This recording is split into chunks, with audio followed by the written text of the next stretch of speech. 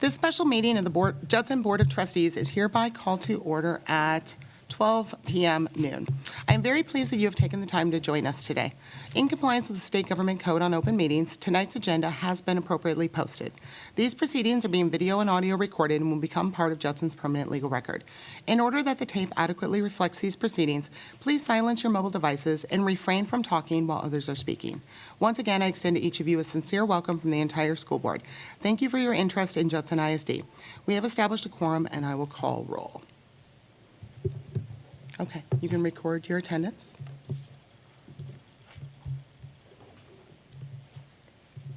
Oops, sorry. And we have all 7 members present.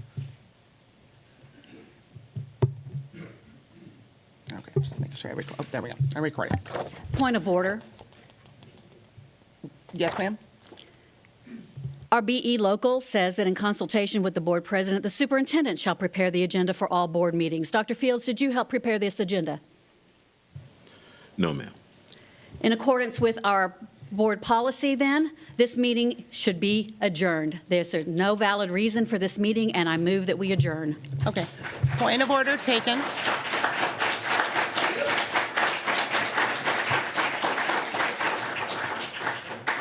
Okay. Thank you, ma'am. We'll move on. Ms. Stanford has... No, ma'am, we need a vote.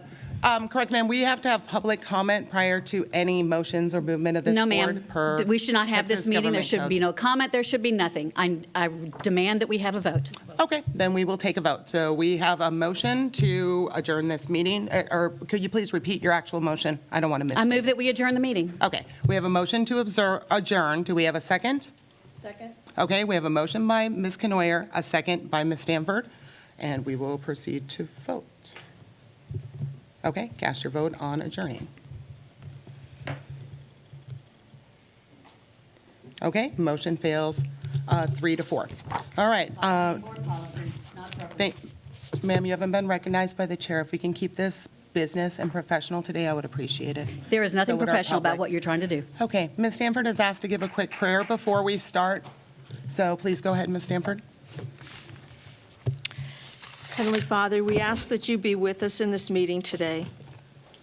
In view of the many lives we impact with our decisions, give us wisdom and grace to do what's best for others over and above our own personal preferences. In Jesus' name, amen. Okay, the next item on the agenda is our public comment period. This is a time for citizens, parents, or students, or the community to provide their comments to the board. The public comment item on today's agenda permits members of the public to speak only regarding posted agenda items. A meeting that is open to the public under the Act is one that the public is entitled to attend. However, the Act does not give the public a right to speak at such public meetings, except through the proper channels. Before we begin, I will remind our audience of the board's procedures for handling public comment. Anyone who wanted to speak during the public comment portion of this meeting was required to sign in prior to the start of the meeting and list the agenda items they wish to address.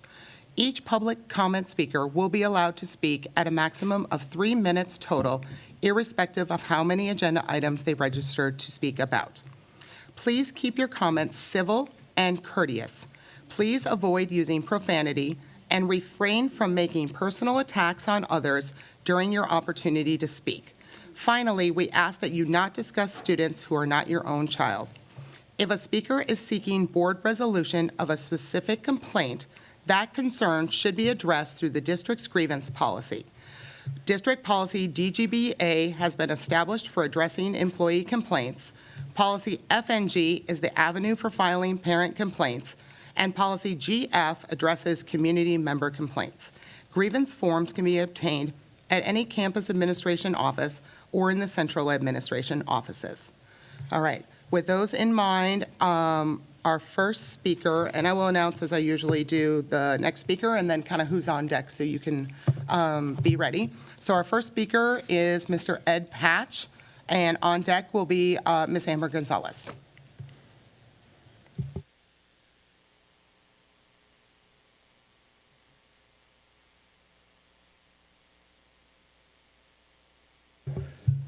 Mr. Patch, could you pull the microphone just a little bit closer or step a little closer? And for everyone who speaks, you want to be a little bit close to the mic so we can record. Thank you. Okay. Well, Yes, I've got to use my notes though, because I don't like speaking up here. I don't think that I should have to, but in this particular case, I think I need to.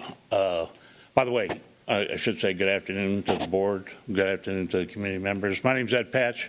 If you don't already know me, I live in JISD, the district. I have children that have attended the schools in JISD, and I have grandchildren that are currently going to school in JISD. So I think it's important for me to get up here and speak for them. I come today not out of anger, though. I come out of here concerned. What am I concerned about?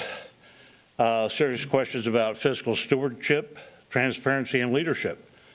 These aren't abstract issues. They affect classroom resources, they affect teacher morale, and they certainly affect the educational opportunities for our children. And then when budgets are strained and communication is limited, trust between the community and the district starts to erode. I've watched this board several times over the last few years. I know everybody does things that they want to do based on how they feel they should proceed. Everybody, I don't think anybody on the board is trying to do anything negative. I think we all want to do what's best for Judson. But we've got to take a look at our past and look how we're going to proceed in the future. And we need to use the past to determine those mistakes that we have made to proceed forward. We've gone through a budget surplus. We have record deficits. We've ignored the deficit for the betterment of our teachers, the admin, and most importantly, our students. And we need to learn that depending on Austin for additional funding and our student allotment, or that presenting a Vader is not something that we can count on. Just look what just happened. And we can't use that proceeding forward. We have to base things on being able to do with what we have. There's a phrase that I'm sure everybody's familiar with, and that is, you hope for the best, but you plan for the worst. And we need to use that when we're going forward. So here we are today, addressing a posted agenda item about our superintendent. During your discussion, you must do what's good for Judson. Put away your petty differences. You have them, we see them, we don't like them. So put them away for one board meeting and focus on what's best for Judson. Now, if you think that doing what we've been doing is the best thing for Judson, then go that way. But if you think that Judson needs to change to do things to make it better, then you need to go that way. Mr. Patch, your 3 minutes are up. Thank you, Okay. sir. Thank you very much. Okay, next up is Ms. Amber Gonzalez, and on deck is Esther Garza. Members of the board, thank you for the opportunity to speak today, as well as Dr. Fields. I stand before you today as a Judson ISD employee, someone who serves this district daily, and who will live with the consequences of the decisions made in this room. Let me say this plainly. No one is here by accident today. This agenda includes discussion and possible action regarding the superintendent's employment and duties, the authorization of legal counsel, and district administration. Those items signal preparation. They signal momentum. And they signal the serious steps that are being considered that could fundamentally change the leadership of this district. Meetings like this do not occur unless there is a belief that votes may already exist to move forward, often beginning with placing a superintendent on leave, appointing an interim, and initiating a removal process. That reality is why so many educators, parents, and community members felt compelled to show up today on a very short notice meeting, 3 days notice, on a Saturday. I want to speak honestly about impact. The single decision will lead to a mass exodus of staff. I already know many who have accepted positions elsewhere and many more who are actively seeking opportunities outside this district. This is not fear-mongering. It's a direct result of instability and uncertainty. One decision made in this room carries powerful consequences in every classroom, every campus, and every department. Dr. Fields is doing great work. He needs to not be removed. He needs our support. He needs a board that works with him in unison and not against him. He needs a board that does not tie his hands and instead allows him to do his job that he was hired to do for this district. I want to speak directly to Ms. Lee. Your role in this moment matters deeply. Please listen, truly listen to the voices in this room and on Facebook and elsewhere. Do not let the pressure, momentum, or internal dynamics outweigh the lived experiences of staff and families.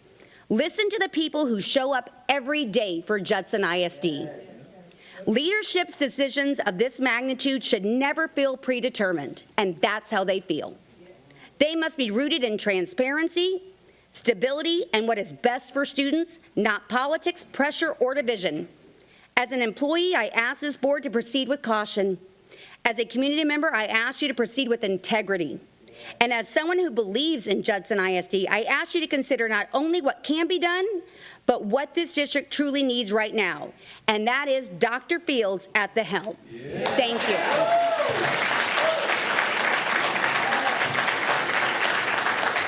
Thank you, Ms. Gonzalez. And please, audience, we do have to record, and when there's a lot of noise in the audience, it does interfere with our recording. Okay, this is a government business, so please let's give every speaker the respect so that we ensure we capture all of their comments. And when there's extra noise, if you've heard our videos, it does interfere with our recording, which is a requirement of the laws of the state of Texas. So please, let's just get through this, you guys.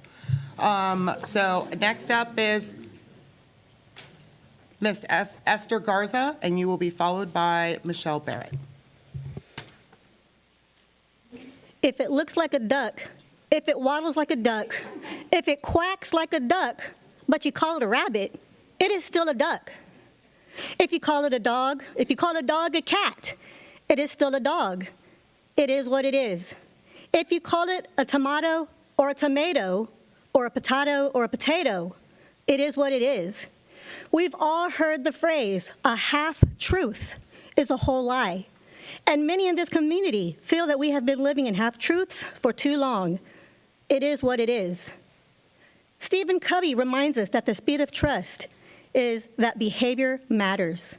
What you do speaks louder than anything you say. And right now, behaviors, not labels, not jargon, is what the community is responding to. Dr. Milton Fields is the product of Judson ISD. He grew up here. He graduated from here. He has served this district for decades and as superintendent for just 3 years. Yet suddenly, the focus has shifted away from students and toward instability. Let me be clear. The financial deficit that facing Judson ISD was not caused by one person. Board decisions are collective. Responsibility is shared. What concerns me and many others is intent, motive, behavior. What actions create confusion, fear, and division? When actions create confusion, fear, and division, trust is broken. It is what it is. Removing or sidelining a superintendent without a legitimate cause, without stretching or spinning the truth, or with half-truths, raise serious concerns, ethical, legal, and financial. Litigation, contract payouts, interim salaries, attorney fees, hiring costs. Every dollar spent there is taken from the classrooms, teachers, and most importantly, our students. Your role is governance. Your duty is fiduciary. Please act in the best interest of the students and this community. Choose stability over chaos. Choose truth over half-truths, and choose leadership over personal agendas. If it looks like a snake, if it slithers like a snake, If it hisses like a snake, it is a snake. It is what it is. Thank you.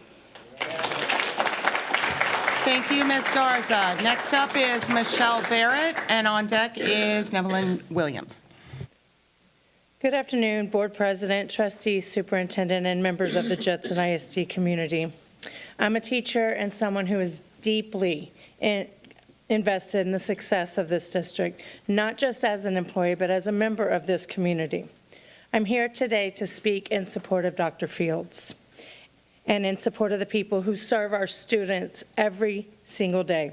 Judson ISD, like many other districts in Texas, are facing difficult financial realities, rising costs, inflation, and years of underfunding by the state level, and that has put districts in positions where there are no easy choices. But when financial hardships arrive, the way we respond matters just as much as the numbers themselves. Leadership matters. I want to acknowledge that making decisions in a deficit is not the same as making decisions in abundance. Every cut feels personal because it impacts real people: teachers, paraprofessionals, bus drivers, counselors, and the campus leaders. These are not line items. These are the adults who show up for the children every single day. What I ask the board to remember is that the superintendent did not create the funding crisis, but he does have to navigate it. And from what I have seen, he has been doing that with transparency, responsibility, and a commitment to keeping students at the center of every single decision. It is easy to assign blame when cuts are painful, but strong leadership means standing in front of hard truth and making the least harmful choices that are possible. That is not weakness. That is courage. I also want to be honest about the impact that these financial decisions are having on all of us as educators. Many of us have spent years earning advanced degrees, taking leadership roles, mentoring new teachers, and going above and beyond for this district, often without additional compensation. When stipends are reduced or removed, it sends a message, whether intended or not, that this work is less valued. That hurts morale, retention, and ultimately the student success. We are not asking to be protected from reality. We are asking to be respected within it. Teachers and campus leaders are not obstacles to fiscal responsibility. We are partners in it. We want this district to be stable. We want it to be solvent, and we want it to thrive. But we also want the people doing the work to feel seen, supported, and valued. I urge the board to continue standing with Dr. Fields as he leads through these challenges. Consistency in leadership during financial hardship is critical. Stability at the top creates stability throughout the system. At the same time, I ask that you move forward and continue to look for solutions that protect the people closest to our students. Because when educators feel supported, students will succeed. Judson ISD is more than a budget. It is a promise to our families, our children, and the people who serve them. Thank you for your time, your leadership, and your willingness to listen. Thank you, Ms. Barrett. Next up is Nevelyn Young, and on deck is Jackie Freeman. I'm Nevelyn Young Williams. Thank you, board and peers and colleagues. I do not have much to speak of, but I am here for Dr. Fields. I thank you for everything.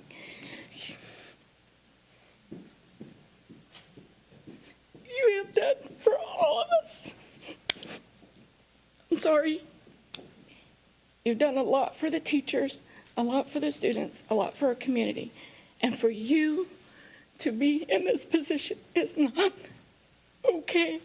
So I really would like for everyone on the board to reconsider him staying as our superintendent. He is an amazing person who doesn't just take, he looks out for everyone, especially our students and the teachers. Thank you. Thank you, Ms. Williams. Next up is Ms. Jackie Freeman, and on deck is Ms. Megan Farley. Can you hear me? I don't want Yes, to use ma'am. my teacher voice. Good afternoon. My name is Jackie Freeman. I'm a retired Judson educator with over 30 years of experience in Judson and at Fort Sam Elementary. I've been a tax-paying constituent of this district for over 40 years. I'm here today because I am deeply concerned about the increasingly volatile and unstable trajectory of our district since the May election. This once top-notch district is being driven off course by board leadership and certain members who have failed and continue to fail to act in the best interest of the district. What we are witnessing is an escalating, self-serving agenda designed to intimidate, divide, and ultimately bring this district to its knees in order to remove our superintendent, Dr. Fields. Dr. Fields does not deserve the dismissive or blatant disrespect that has been repeatedly displayed during board members. Time and again, Dr. Fields has demonstrated unwavering integrity, professionalism, and humility, even in the face of unwarranted hostility. He listens and supports you newer board members, particularly when clarification is needed to ensure an informed decision. Despite repeated interruptions, shutdowns, and blame placed squarely on his shoulders, he remains calm and respectful and professional. We are now witnessing an escalation of the conduct into a calculated and deliberate effort to undermine his leadership by questioning his performance and obstructing his ability to do his job, an effort clearly driven by a self-serving agenda to remove him. Preventing him from carrying out his responsibilities while simultaneously failing to hire a CFO during a serious financial crisis is a clear dereliction of duty. This reckless delay undermines any genuine effort to balance the budget and unfairly shifts the financial burden onto the superintendent. Expecting Dr. Fields to lead the district academically while also managing complex financial matters without proper support sets both him and this district up for failure. I urge each board member to think very carefully about any vote you may take today regarding Dr. Fields. Consider not only the immediate implications, but the long-term consequences to this district. Do not allow your vote to be influenced by false threats or fear-based narratives, including the unfounded claims of a TEA takeover. It's not happening. Those claims are untrue and are being used to intimidate and manipulate. Do better. Lead with integrity and act in the best interest of this district and its students. And in closing, I want to quote 1 Corinthians 4:5. He will bring to light what is hidden in darkness and will expose the motives of men's hearts. Thank you. And Dr. Fields, I love you. Thank you, Ms. Freeman. Next up is Ms. Megan Farley, and on deck is Monica, I say your name wrong every time, Bayeti, I believe, but you can correct me when you come up. I am speaking today for those who feel they cannot, those who fear retaliation, fear for their job security, and fear that speaking up will harm their campus or their students. Calling a special board meeting on a Saturday when teachers and staff are already exhausted and trying to recover is reckless. Our educators give everything they have during the week, and they should not spend their weekends bracing for yet another crisis created at the top.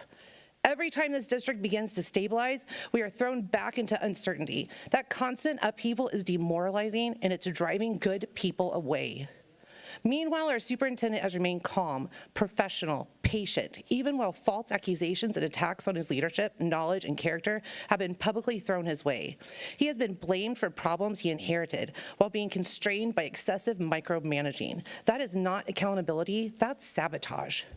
And it must be acknowledged that Black and brown cabinet members and the superintendent have faced repeated microaggressions with clear racial undertones.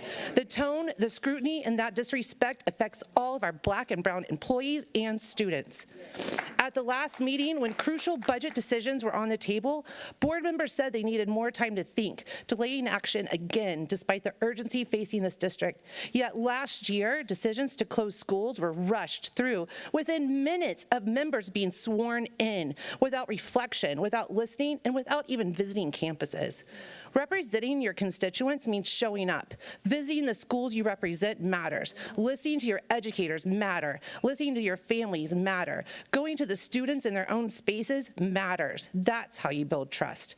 The question before this board is not whether our superintendent deserves to remain employed. The question is, do the board members truly reflect the voice of their constituents? Or do they listen to campaign contributors? Do they represent all students, or are the decisions being driven by home campuses and personal agendas? Every single child in our district deserves to have a voice. The people you represent are speaking. The question remains, are you listening? Thank you, Ms. Farley. Next on deck is Ms. Bayetti, and up now is Ms. Bayetti, and on deck is Mrs. Miriam Huerta. So again, please say your last name for me again. Okay. I say it wrong every time. No, I think you got it right this time. Did I get it right this time? Okay, yeah. awesome. Go ahead, Ms. Bayetti. Yeah, thank you so much. I'm Monica Bayetti, employee. On December 18th, I presented 3 possible directions the district could take to generate revenue without cutting staff. Over the past year, Judson has faced a serious operating deficit by millions of dollars, driven by declining enrollment, rising costs, and structural imbalances between what we earn per student and what we spend. Independent analysis last fall showed Judson receives less revenue per student than peer districts while spending more per student. This gap will not be fixed by changing one person's title. We must address the structure together. I was discouraged when the VATRE failed in November 2025, but that decision makes our path forward clearer. Focus on solutions that stabilize operations and responsibly generate revenue instead of casting blame. The VATRE can return to the ballot in November 2026, and data suggests second attempts often succeed once communities understand the consequences of failure. First, please do not fire leaders, stabilize them. Terminating a superintendent does not erase a deficit. In fact, districts typically owe severance or buyouts when contracts are cut short, adding costs we cannot afford. Recent examples, Harlingen paid over $250,000. Fort Worth paid nearly $1 million in total compensation. Those buyouts drain limited funds without solving underlying problems. Let's not repeat that mistake. Second, protect local control. Districts that spiral into leadership turmoil and governance breakdown risk state intervention. Last year, TEA appointed a board of managers and new superintendents to run South San Antonio due to chronic dysfunction in finances and governance. Unnecessary upheaval here only increases that risk. We must demonstrate steady, collaborative governance. Third, execute a revenue and savings plan now. Debt refunding financial advisors have already outlined a multi-million-dollar savings opportunities through bond refundings, with scenarios showing $8.7 million in savings. That is real relief that we should accelerate. Solar energy savings, Texas districts like Alamo Heights, Conroe, and Austin have shown solar can cut utility costs, earn buyback credits, and even generate revenue. Conroe projects, $8 million in 25-year savings. Austin is pursuing federal funding for solar expansions. Let's put a practical solar roadmap on the agenda. Childcare and community revenue. If the board explores a 4-day work week like many Texas districts have, that coverage on that day off will matter. Foundations like Charles Butt are investing in early childhood strategies locally, repurposing closed schools or underutilized campuses as affordable childcare hubs could serve those families and create jobs. These are actionable solutions that strengthen our district. Thank you. Thank you, Ms. Bayetti. Okay, next up is Miriam Huerta, and on deck is Natalie Long. Good afternoon, Judson ISD board members and Dr. Field. My name is Miriam Huerta. I'm the principal at Converse Elementary. I knew I wanted to address the board today regarding the agenda item concerning the superintendent's employment and duties, but I struggled with what to say. I have previously addressed this board regarding concerns about the use of damaging verbiage and hurtful rhetoric, as have many others, but it seems as though any critical words towards the board's behavior and actions go unheard. So today, I decided instead to address my words directly to the superintendent. Dr. Fields, thank you. Thank you for coming back to work every day, despite the opposition you face from some board members. And thank you for trying to keep our district united in spite of those whose goal it is to create division. Thank you for supporting the administrators in this district. While there are board members who refuse to see our importance and our worth, an attitude that has already created an exodus of good talent from this district, you have stood by us. We see that when the superintendent isn't safe, none of us can feel secure in our roles.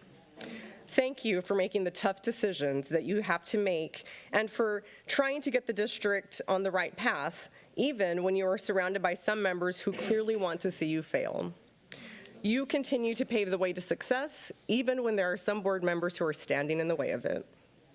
Thank you for being a man of integrity, despite being surrounded by those who are disrespectful, distasteful, ill-mannered, and inconsiderate of you and your role. Thank you for being our superintendent, even though there are some board members who think the superintendent's duties belong to them. We don't know what the board will decide today regarding your employment, and it's disheartening that we have members on this board who think it's okay to flippantly threaten your livelihood and your leadership. But Dr. Fields, whatever the outcome, I wanted you to hear publicly that you are appreciated. Stay strong and courageous because God has great plans for you, and they are plans of good. And maybe one day you'll get to be the superintendent in a district where the school board supports you and where they respect you and your decisions and they actually allow you to lead. Because when you are allowed to lead, great things happen. Thank you. Thank you, Ms. Huerta. Next up is Natalie Long, and on deck is Michael Valdez. Good afternoon, board members. My name is Natalie Long, and I'm here today as a Judson educator and deeply concerned member of the JISD community. I want to speak honestly about the current effort to remove our superintendent. From what I have seen, he is a leader who operates with integrity, fairness, wisdom, and respect. Those are not just admirable traits. They are essential for stability and trust in a district like ours. What has been difficult to watch is how often his ability to lead appears to be restricted. When a superintendent's hands are tied, progress slows. When administrative recommendations, including staffing and position recommendations, are not approved, it feels less like healthy oversight and more like extreme micromanagement. And micromanagement at the board level creates uncertainty, delays, and instability across the entire district. Many of us have also observed board meetings that feel tense, divisive, and unproductive. Public meetings have included visible conflict, interruptions, and moments where voices appear to be cut short. This pattern does not inspire confidence. It signals dysfunction rather than collaboration. I do want to make mention that amongst these public displays of disunity, Dr. Fields continually, calmly communicates with dignity, respect, and leadership, and I thank you for that, Dr. Fields, over and over again. A board's role is to set vision and provide governance, not to manage daily operations or obstruct leadership. When those roles become blurred, the entire system suffers, and that dysfunction does not stay in this room. It reaches campuses, affects morale, and ultimately impacts students. Removing a superintendent is a very serious decision. It should be based on transparency, clear evidence, and what is truly best for the district, not politics, control, or power struggles.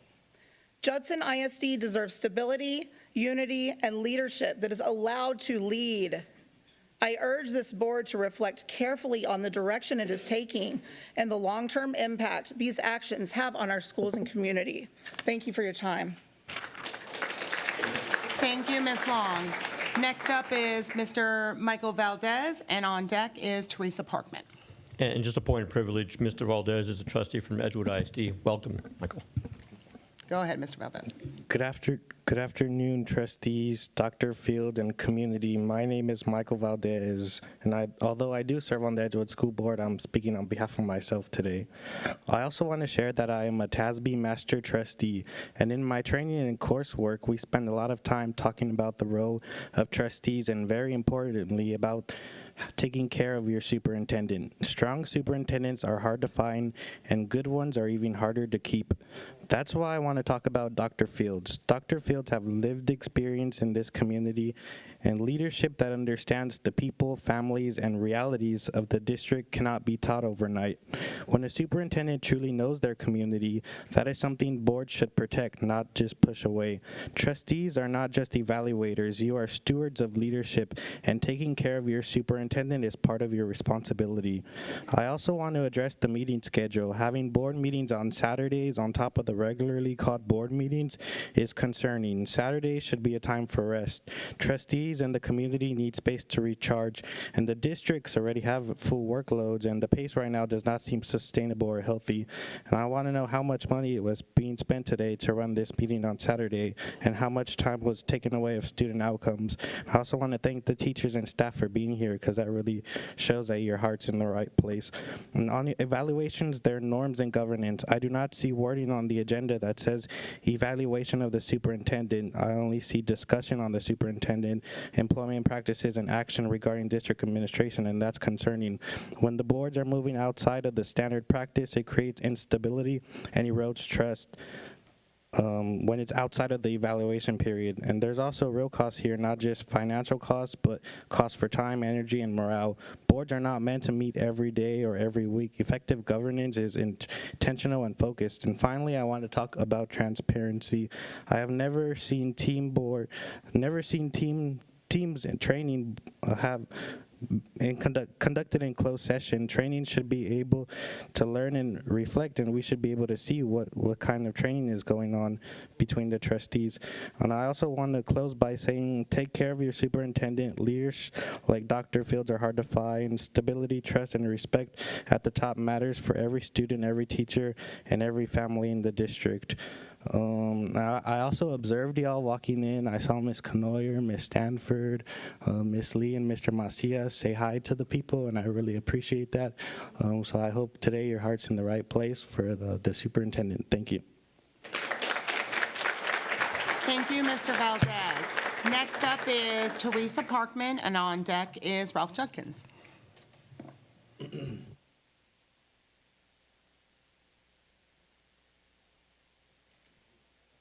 Good morning, or good afternoon. I am Teresa Parkman. I am an employee of Judson ISD and have been for many years. I left and came back. So just give me a minute. This is going to be a little here and there because I am not a teacher. I am a police officer with the district and proud to be, well, not as proud as I used to be. But let me tell you, I was very proud when I worked with that man right there, Mr. Fields. Very proud. One of the best principals I've ever worked with. He set standards for his assistant principals that went on to become principals. I started this district as a bus driver, left Judson, went and got my peace officers, and decided to come back to Judson to protect the community and the students. I graduated from Judson in '92. My mother graduated in '71. My aunts and uncles graduated in the late '60s. So we have strong roots in this district, and to see it fall apart because of certain people on the board is embarrassing. It's heartbreaking, very heartbreaking. My child graduated from Wagner. It is disgusting, it really is. And it needs to change. I don't know what has to happen, but it needs to change. But Dr. Fields is doing his best and has done more than I think people even realize. He is more part of this community. We work together, keeping kids in the school. When he was just a principal, we went to students' houses looking for them, seeing in the type of houses they lived in, the parents outside doing godly things, and we understood where that student came from. I seen this man dress students for graduation because they didn't have the money to go buy a button-down shirt, ties, and shoes. He is more than a superintendent. He is God sent to us. And for y'all to treat him like this is embarrassing. And I hope you're listening, Ms. Lee, because apparently this is in your hands. You have a lot on your shoulders. And I hope whatever you decide, you're happy with it and you can sleep with that decision. At this last convocation, I'm not sure, but I heard a lot of boos when certain person walked on stage, and that was embarrassing. I didn't realize the community of the staff of Judson ISD felt like that. And that says a lot. It really does. But to put him through this turmoil is nonsense, really is. It needs to stop. Thank you. Thank you, Ms. Parkman. Okay, next up is Ralph Judkins, and on deck is Mr. Osterman. After I spoke here last time, I was told I need to focus on my classroom, which I'm happy to do, as the one who told me to speak has asked me to speak again. Today I'm speaking to the public, here and via video. So this is now my classroom, and here is my lesson. You have heard the phrase, "I second that motion." It's even played on the words of the Smokey Robinson song, "I second that emotion." You might think this means the person agrees with the motion. That's not correct. Seconding a motion is saying you think the motion is worth the board's time to talk about and publicly debate. Without a second, the motion dies on the spot. And seconding is part of Robert's rules. Today, I ask you to remember who on this board seconds a motion related to item 3A, discussion and possible action regarding the superintendent's employment and duties. 3A was put there contrary to board policy BE Local, which says in plain language, in consultation with the board president, the superintendent shall prepare the agenda for all board meetings. We have heard Dr. Field did not put 3A on the agenda. And the board just voted to willfully ignore its own policies. They voted the rules don't matter. The person who put this on the agenda is about to put a permanent public spotlight on Dr. Field's current performance. They don't care what damage it does to his reputation or any future employment opportunities he may later choose to pursue. They just want to strip him of his dignity. And likewise for the one who seconds that motion. Consider further that they think doing this is more important than resolving the pending financial questions that were set aside because travel plans were threatened, or that honoring their prior commitments was more important than doing the work that JISD expected them back in December. Whoever seconds this motion or even discusses the superintendent's job performance today in this public square is the same kind of person who gleefully humiliated people by putting them in stocks or hauling them out of a jail cell without a trial to flog them in the town square. That's what this meeting is about. And that's what you are here to witness today. It's a disgrace. But I can do nothing to stop it because I still follow the rules. So here we are, and now you know who they are. Here ends the lesson. Thank you, Mr. Judkins. Next up is Mr. Osterman, and on deck is Dr. P.J. Cabrera. Good afternoon, esteemed members of the board. My name is Warrington Lee Osterman, and I'd like to give a special hello to Ms. Stanford, who I was not able to say hello to when she came in. I am here today on behalf of myself as a long-term resident of this district, my mother, who is on the faculty at Masters Elementary School, and my brother, who graduated from Wagner High School in 2013 when Mr. Fields was principal there. I'm here to speak in support of Mr. Fields. You all have already heard a lot of reasons regarding why he should not be dismissed. But I would like to point out that, as you've already heard, you are likely to suffer financial responsibilities if you take any action against this man. You really want to put the district through that while we're already in a financial deficit? People are afraid that this district is going to be taken over by the state. But if it's going to be taken over by the state at this point in time, it's not going to be because of the problems that already exist. It's going to be because of failed leadership on this board, just like taking actions against Mr. Fields. I would also like to point out, excuse me, that you have yet to hear a single person speak here against Mr. Fields. Listen to your constituents. We will remember any action you take come Election Day. So to sum up in closing, I would like to say to you all, leave this man alone. Let him do the job that he was hired to do. Thank you, Mr. Osterman. Thank you. Next up is Dr. P.J. Cabrera, and on deck is Mr. Arnold Salinas. I didn't wear my shirt today. I decided to represent some of the best 10 years of my life, which was at Judson High School in Judson journalism. Wait, where's the screen? Don't take away my time. What happened? If you could pause a moment. Dr. Cabrera, thank you. Sometimes the computer likes to reset itself, so little tactical pause for everybody until I get a thumbs up. Hold on, I'm waiting for a heads up from the booth. We're resetting.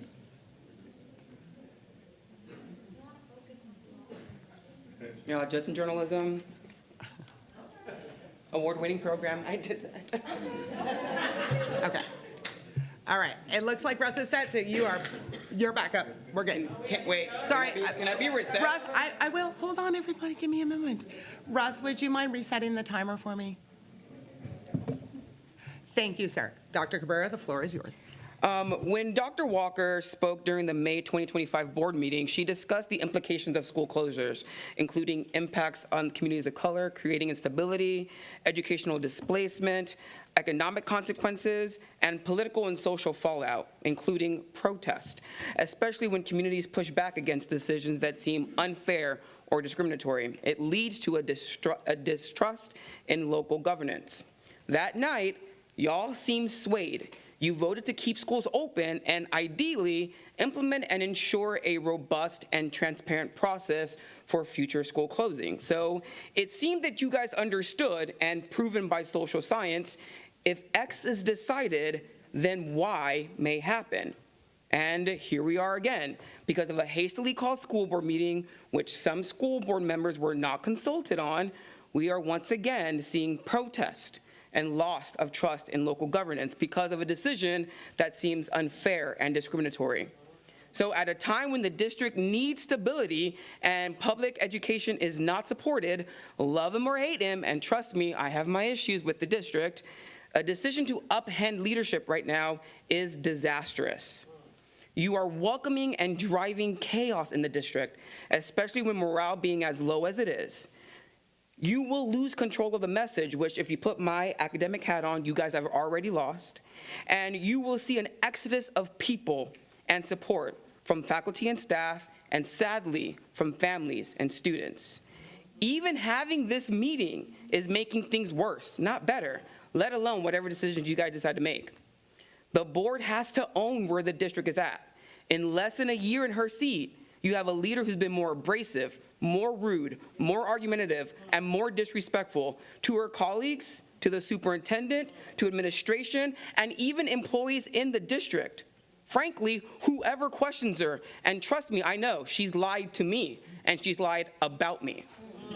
So, if you make this decision from Dr. PJ, if you do X, then Y is going to happen.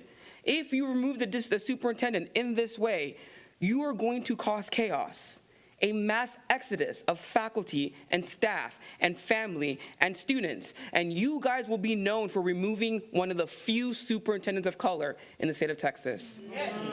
Our country is being run by a bully. We teach our students to stand up to bullies. So now it's in your hands. Stand up to the bully.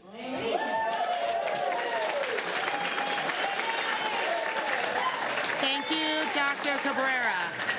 Next up is Mr. Arnold Salinas, and on deck is Tom Kinsey.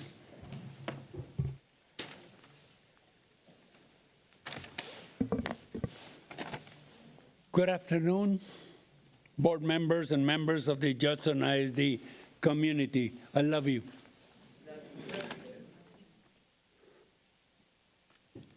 My name is Arnoldo Salinas. I am a former Judson ISD teacher, former Judson ISD administrator, former Judson ISD board member, including board president, and have been a Judson ISD resident for over 50 years. I am also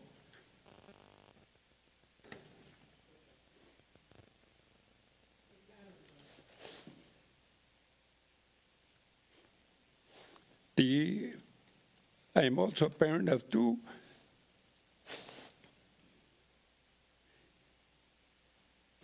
former ISD graduates. Take a moment if you need it, Mr. Salinas. You'll get time.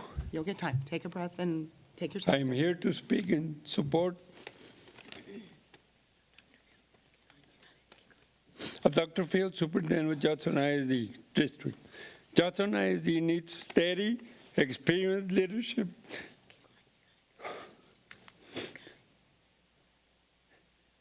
Dr. Fields has provided that he has managed, focused on students, supported staff, and carried out his responsibilities with professionalism, even in the face of ongoing conflict. That leads to an important point that needs to be said clearly. The behavior and division we have seen at the board level is unacceptable. Infighting, public disputes, and personal agendas undermine trust and damage the credibility. This district must, importantly, they hurt students, staff who deserve stability and clear direction. Dr. Fields has done his job. The board must now do theirs.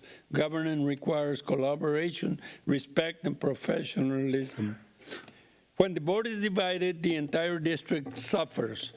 Continuing to destabilize district leadership sends the wrong message to teachers, families, and the community. Judson ISD cannot move forward when energy is spent on conflict instead of solutions. Supporting Dr. Fields is a step toward restoring stability and trust. I urge the board to put aside personal differences, stop the infighting, and lead with integrity and unity. Our students are watching. Our staff is watching. This community is watching. Please do better. Lead better and support the leadership that is already in place. I am embarrassed having to read on the paper and TV cameras. Do you think that would be here if you would be recognizing students? No, they're here because everything is negative. They like that. Stop it. Thank you, Mr. Salinas. Next up is Tom Kinsey, and on deck is Rebecca Aguilar. I've known Arnold for a long time. I should have known he'd be a hard act to follow.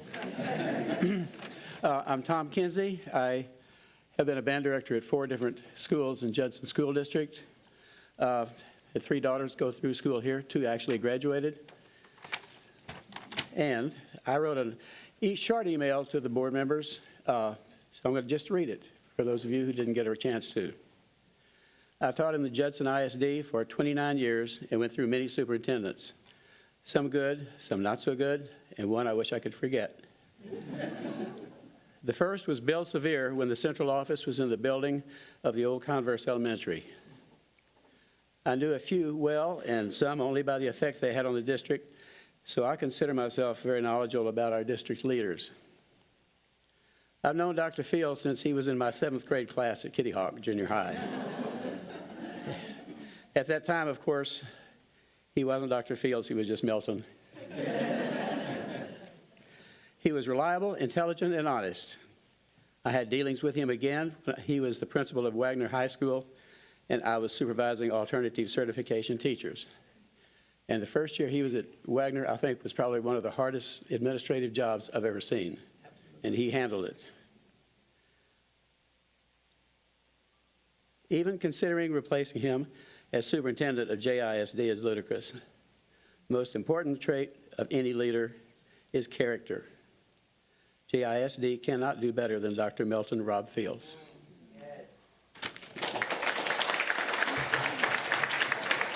Thank you, Mr. Kinsey. Next up is Rebecca Aguilar, and please give me some grace. I'm going to go out of order on one because we have one person with a family emergency commitment.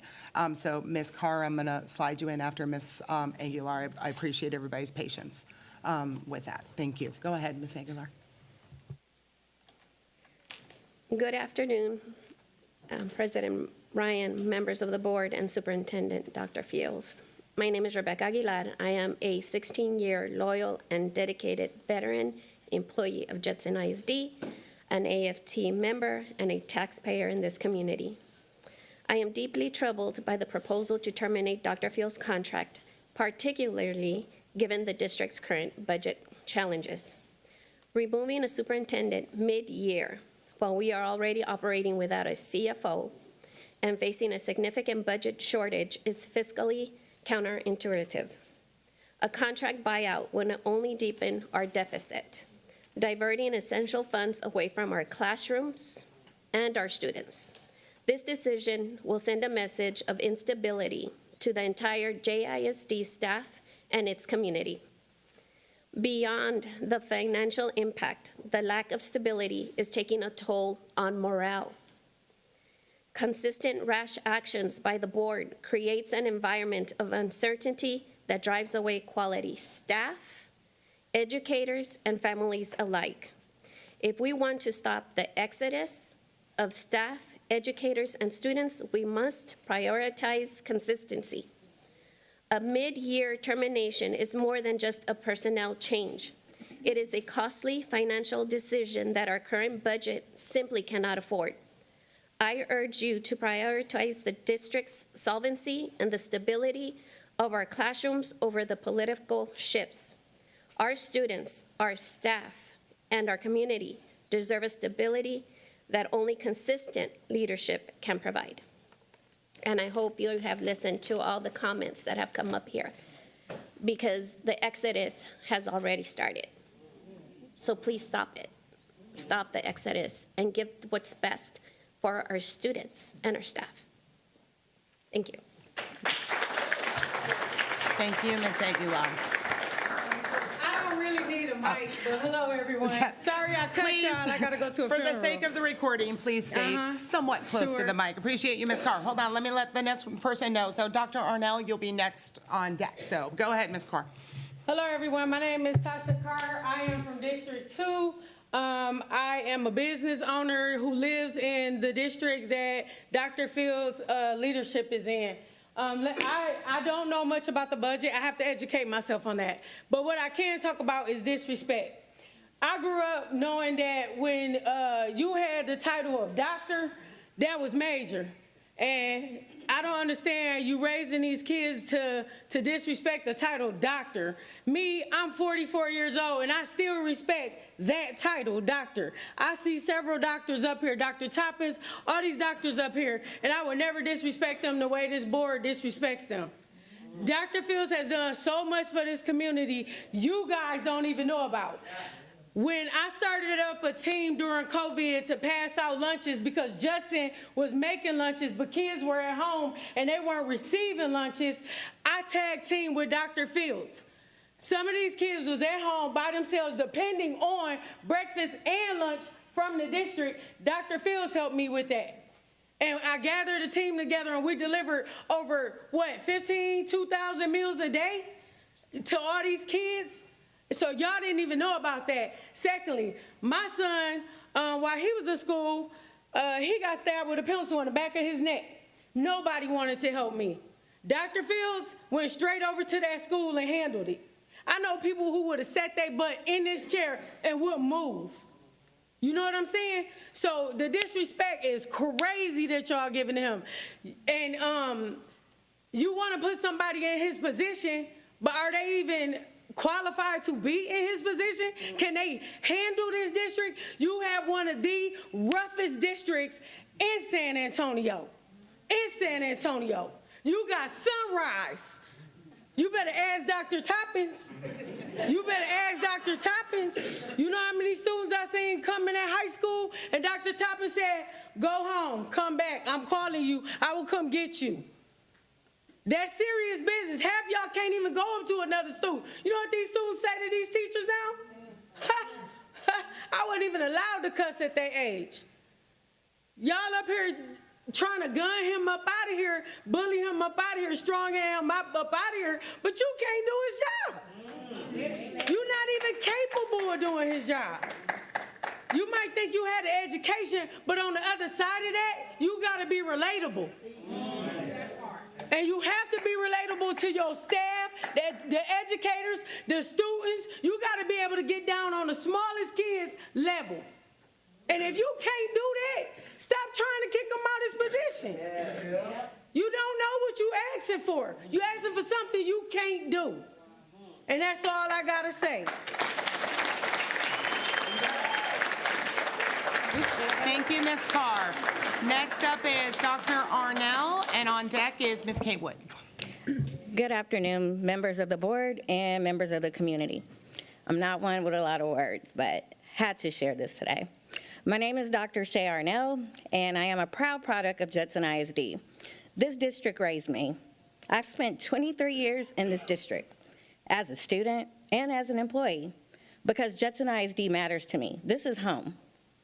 I am here today asking you to give Dr. Fields a fair and honest chance. He is a dad, a father, a son, a husband, and the list goes on. He is also the wonderful superintendent of Judson ISD. Dr. Fields did not come here for power. He came back home to serve the same community that shaped him.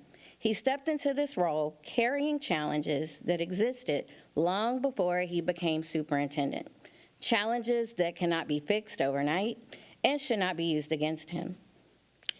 The decisions that are being made affect people, real people. Your decisions affect teachers who are exhausted, staff who are afraid, families who are watching, and students who feel instability. The morale is low. The stress is high. Many of us are carrying this fear silently while still showing up every day for kids, every single day. Keep in mind, Luke 8:17 says, "For there is nothing hidden that will not be disclosed, and nothing concealed that will not be known or brought out into the open."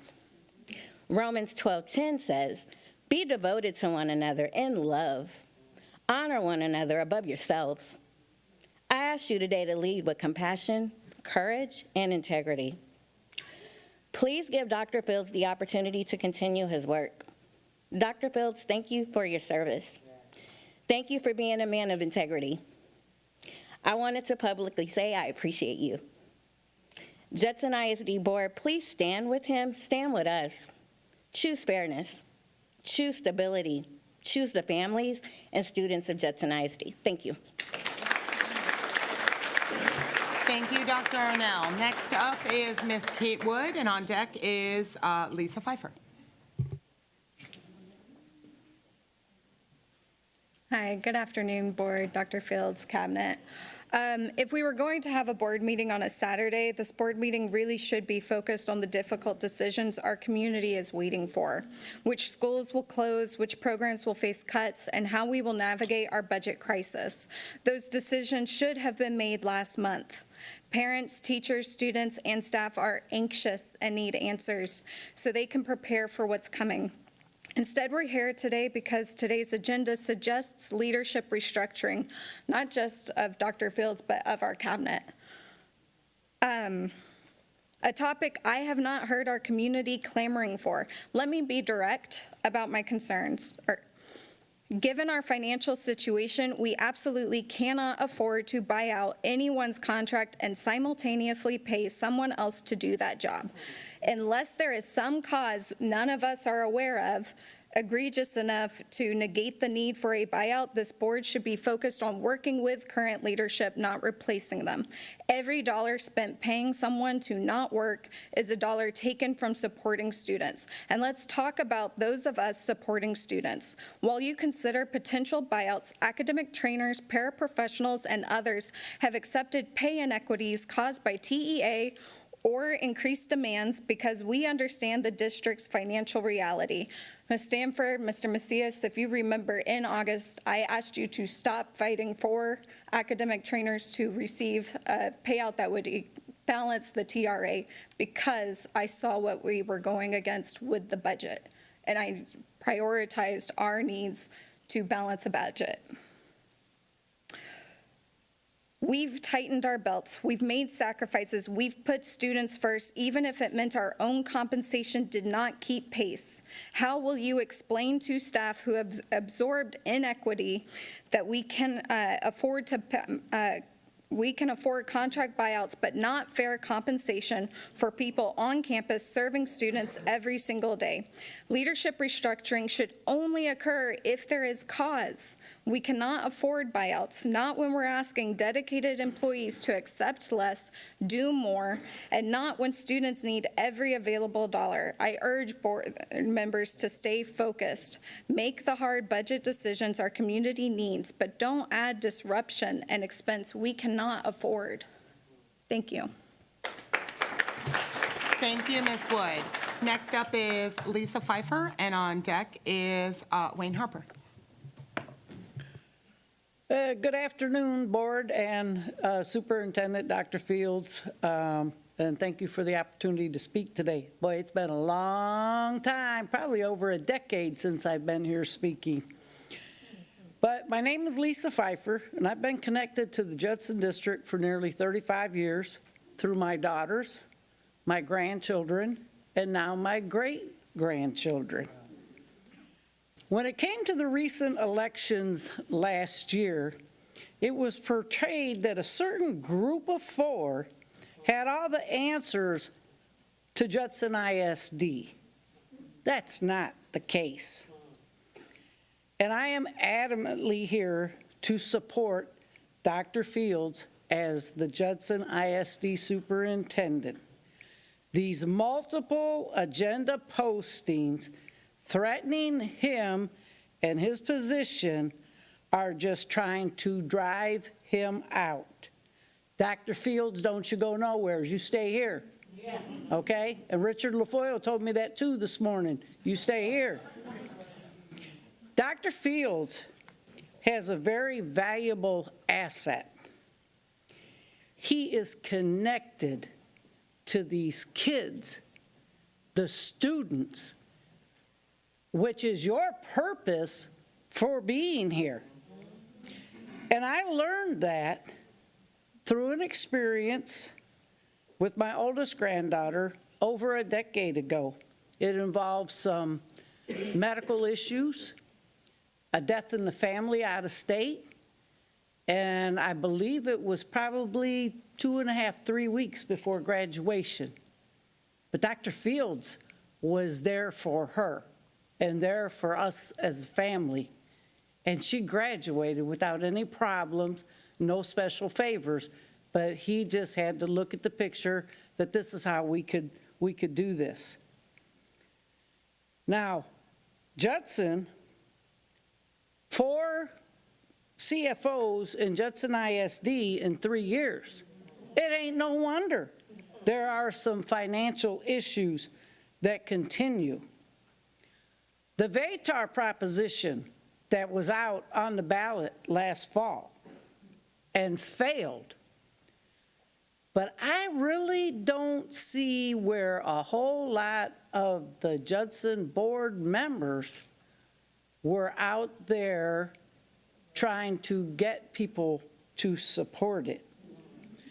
These board members get zero compensation, but they are costing Judson ISD a lot. Dr. Fields is not the problem. The problem is those bringing divisiveness to this board, and you know who you are.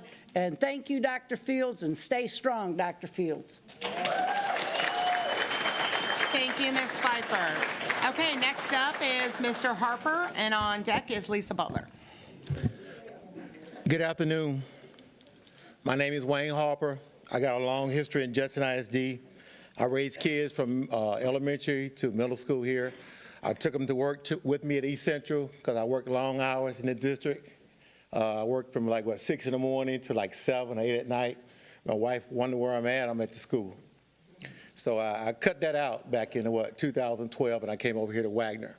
In case you don't know, I used to be a PTO president, Converse, PTO president, Willick Hills, bond chair, open up Wagner. That's why we got Army ROTC. All right, chair of Judson High School rebuild. That's why we got a new Carlso runs over the stadium. And then later on, I became board vice president here on this board from 2008 to 2011. And I got a chance to see all the inner workings of a board in the community. I'm a TASB ISD graduate. I'm a master trustee. I'm one of 3 in the district. And we got some board members here today, Mr. Salinas, Ms. Adair, and we don't want to come here today. We really didn't want to come. You've heard all the arguments. I had an event this morning over at Roosevelt, but I took the time to come because I understand what's happening. There's definitely an elephant in the room. All right, I'm not going to say what it is. There is definitely a hidden agenda. There's definitely a witch hunt going on. There are so many things. This is like a revival, and it's for you, Dr. Fields, because we know your relationship, we know what you've done in the community, and we see there's no reason for this. We don't, y'all don't need no amens, but we definitely understand what is going on, and we need to clarify what's going on. You need to realign the board. There are 4 of you that are locked in, that what we call a board that can't do anything right. If 4 of you are voting the same way, if you don't have a 5-2, a 6-1, or a 7-0 vote, you guys are not coming together. You are a team of 8. You don't do a team building with just board members. The superintendent must be included. There must be some collaboration. You got to talk with your constituents. Do you think all these employees are here today just to be here? They're not. They're here for one reason, and that's your agenda item. You need to think about realigning your board.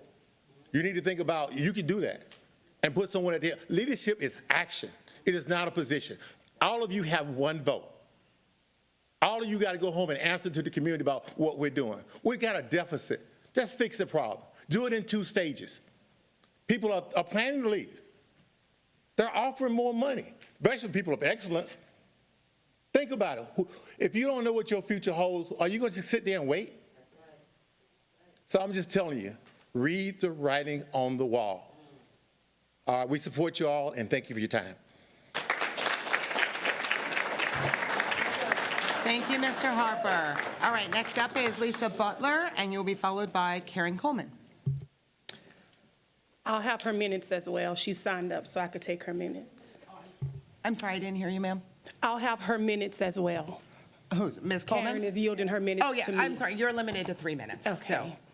So go ahead, ma'am. Let me start by saying I am Lisa Butler. I am the one who put the viral post out. I am Mrs. Butler. I did that for a reason. And let me clarify something in the post, because it is about what I said. I moved out of the district not because of the district. I moved out because my husband wanted more land, and there was nothing that we could buy that would satisfy his need for land. Even when I moved out of the district, my daughter stayed at Metzger until last year. I stand here as a product of Judson High School. I graduated in '98. My 3 older kids graduated from Wagner High School. My son, the first one to graduate, was under Miss Toppins. He had the highest amount of scholarships at $5 million offered to him to go to school. That happened at Wagner High School.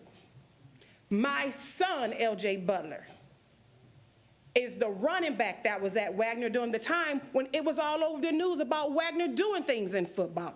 So I am committed to Judson no matter what address is on my driver's license. I have 6 houses in this district, 6 of them. So I can tell you I belong here today, and I pay more taxes with my 6 houses than any one of you sitting here. So for you to try to discredit me and say she doesn't even have a child in the district, I have friends and family and 6 houses in this district. when I found out how you were railroading Dr. Fields, I had to step and say something.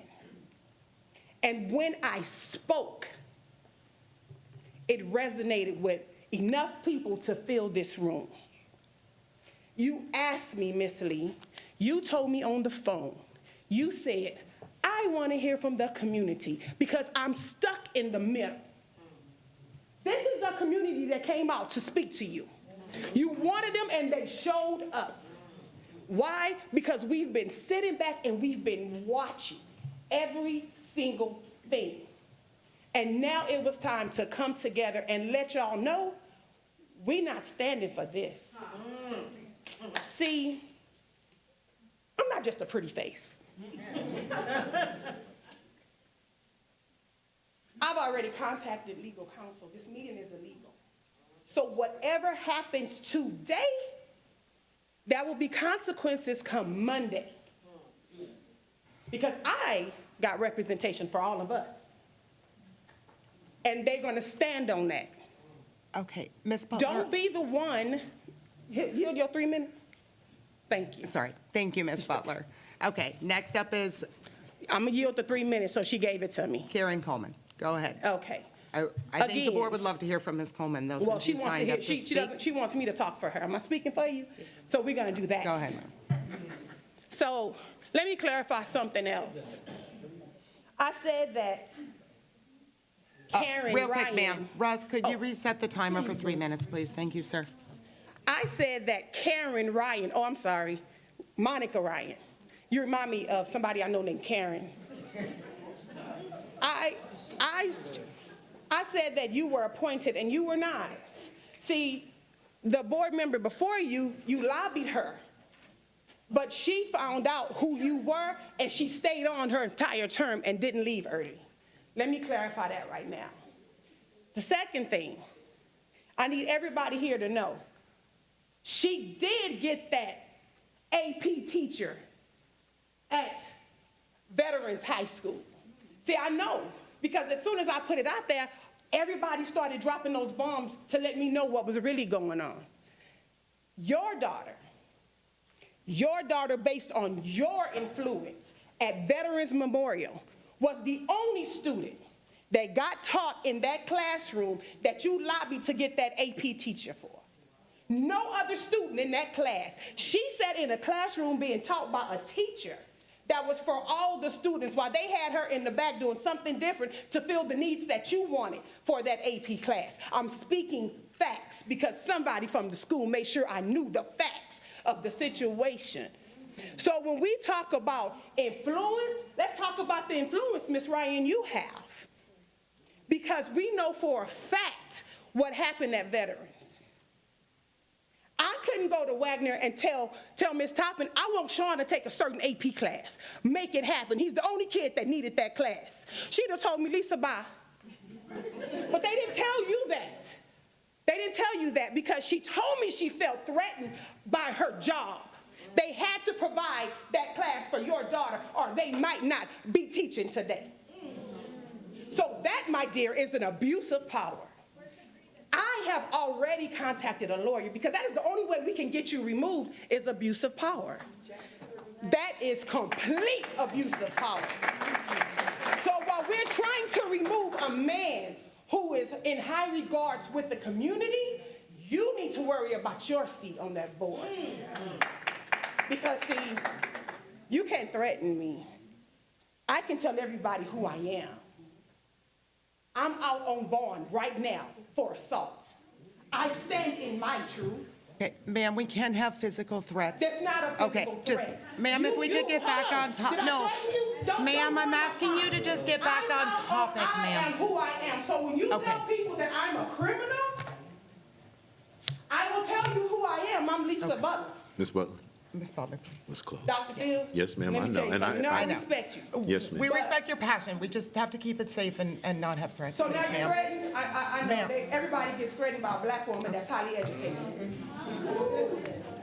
Okay, your second 3 minutes is up, ma'am. I appreciate you. Thank you. Thank you. All right. right, next up is Mr. Scott Willis, and after that, on deck is Ms. June Adair.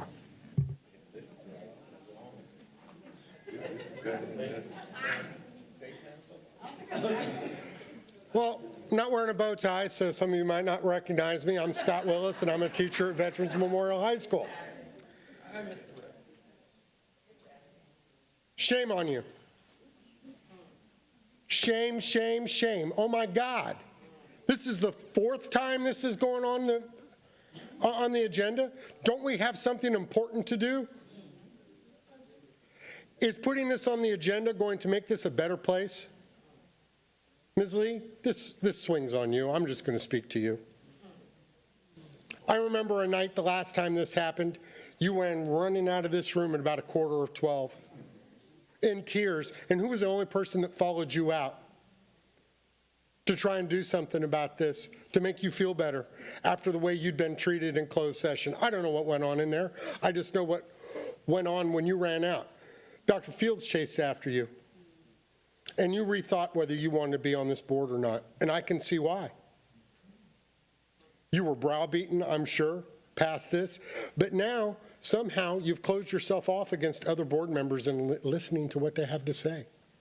You're hearing a huge amount of people in the community here on a Saturday when you're trying to hide it with the minimum amount of notice to give a meeting like this. I had better things to do on a Saturday. I bust my butt Monday through Friday doing what I do for our kids.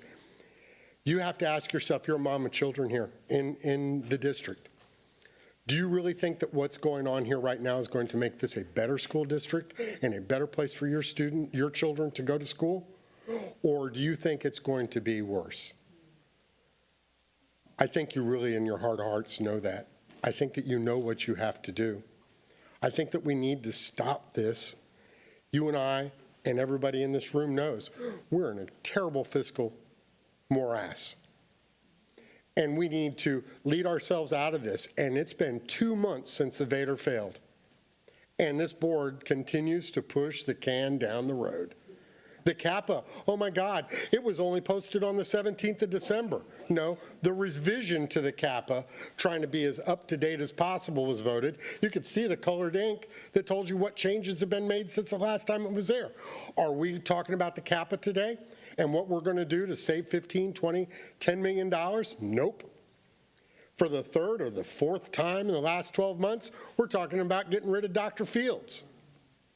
What is the hidden agenda here? What is the vendetta that's going on here? What happened in the past that's leading people to do this? Pettiness. Please don't be manipulated by the people around you on the board, ma'am. You in your heart of hearts know what's right, and that this is a distraction that this board doesn't need and this district doesn't need. Do the right thing, please. Please. Thank you, Mr. Willis. Next up is Ms. June Adair, and on deck is Dr. Charlinda Nance.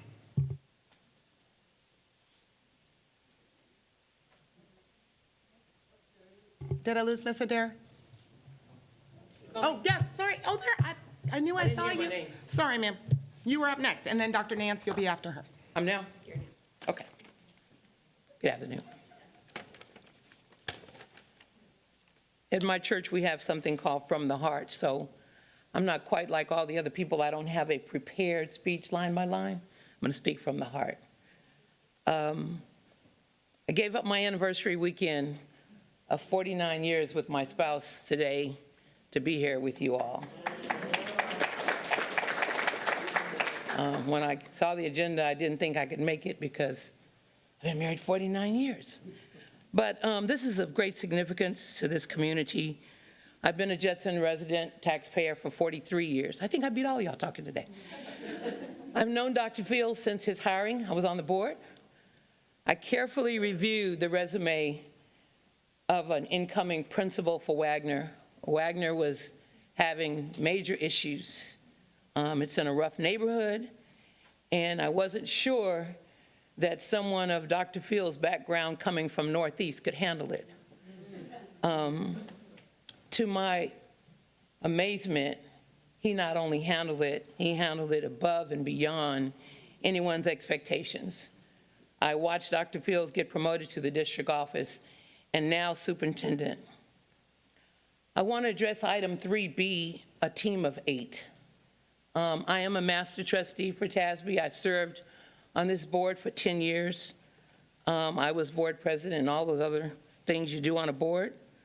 All board members, each of you, are to engage in decision-making for this district. It should be a joint effort. Whatever your decision is, all of you need to decide on the next step. It's totally inappropriate for an agenda item saying to allow district officers to engage legal counsel. Each of you need to be there. One day you're not going to be an officer, and you want to have a say as well. I want to remind the board in my last few minutes that administration was given the report card for 2 years at one period. It wasn't, here's a year, fix it, here's a year. TA withheld the ratings and handed you 2 years of failure at one time, simultaneously.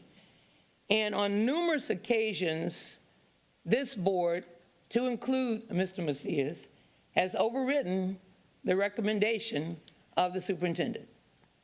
So we cannot lay all the financial shortfalls, deficits on the superintendent when the board has went against his recommendations, including, and most importantly, the refusal of the board to hire a CFO that he recommended.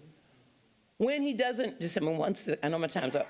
When we don't have a CFO, the superintendent has to devote time to that aspect as well as his regular job. So I would ask you, the song says, Jesus, I'm depending on you to see us through. Thank you, Mr. Derrick.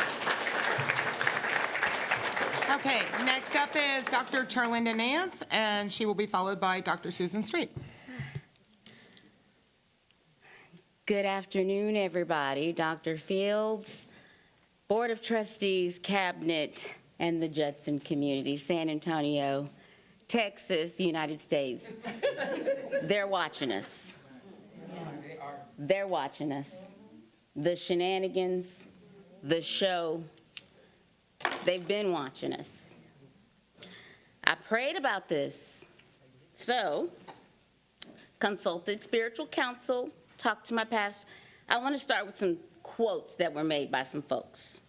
Okay, here we go.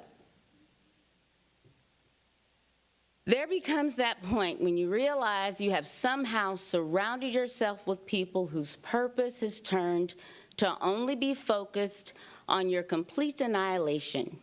You realize no matter how much you try to be kind, empathetic, forgiving, and conciliatory, their pursuit of you is relentless and intractable.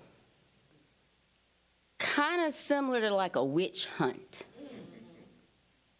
Kind of very like when you are given directives and guidance to come forward with items for our children, and you do, but then somehow they keep getting holes poked in them.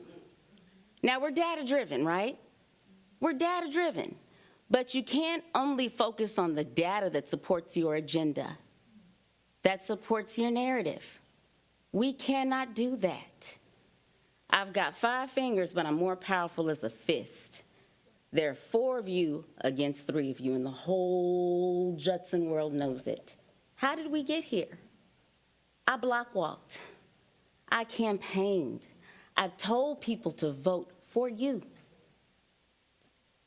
This is personal. When it comes to our baby's education, it's personal.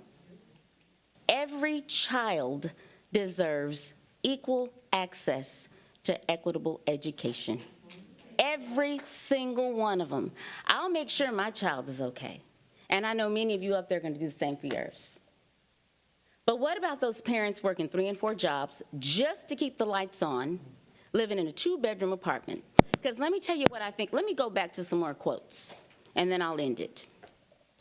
When you watch behavior fueled by pack mentality, It is unbelievable how powerful and destructive that hostile environment can be towards someone who is not in the pack.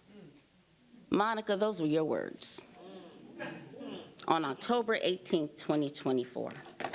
Do I believe you care about education? I do. When people came to me and said, we voted for her because you vouched for her, I did. In the beginning, I said, let's not confuse her passion for aggression. This is aggression. This is planned. And if we're going to put him on administrative leave or terminate his employment, show me a write-up. Show me an improvement plan. Sorry. Show me where we tried to work together to make this Dr. district Nance, better as a whole. I'm so sorry. My time is up. Your time is up. I'm so No sorry. I'm worries. sorry. I'm sorry. I'll be back. Okay. But let's keep the kids first Always. and the pettiness outside. Okay. Thank you, Dr. Nance. All right, next up, Dr. Susan Street.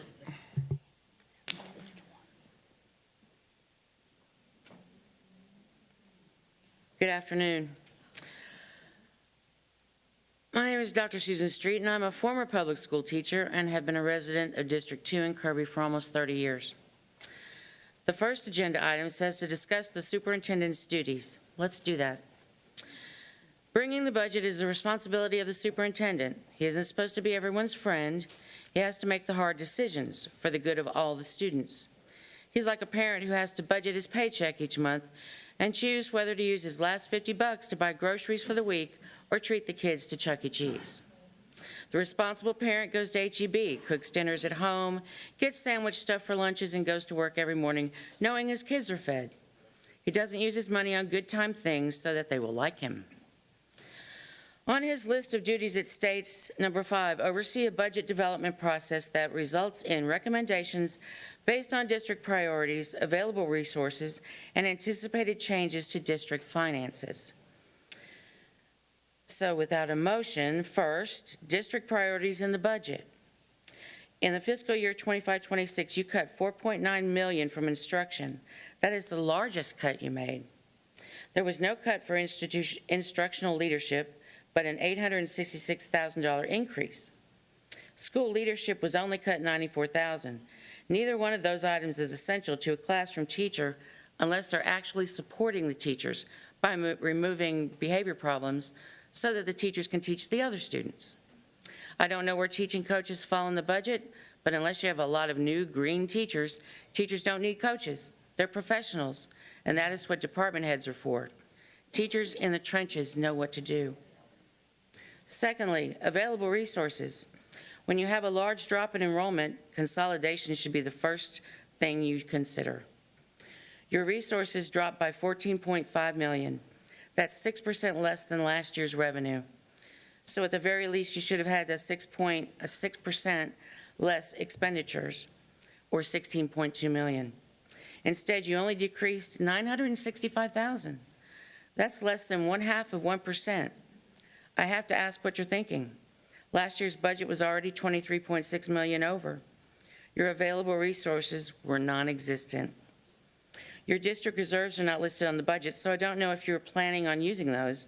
But since you're currently worried about cash on hand for payroll, again, what were you thinking? Thirdly, anticipated changes to district finances. You paid for consultants and data, so you knew that enrollment was down. You understood that there would be a shortfall of tax revenue. Did you not think to cut more overhead, as in the extra people in the admin building who've been hired in the last 3 years? Do you think that football, baseball, and basketball will disappear without those additional coaches? Not likely. We spend almost $7 million on extracurricular activities. Let me close with the fact that I don't see the superintendent making the hard choices or doing what he was hired to do, and that's disappointing. Budget is a hard truth. Being Dr. sentimental Street, won't I'm be the sorry, issue. your 3 minutes are up. Thank you. Thank you, ma'am.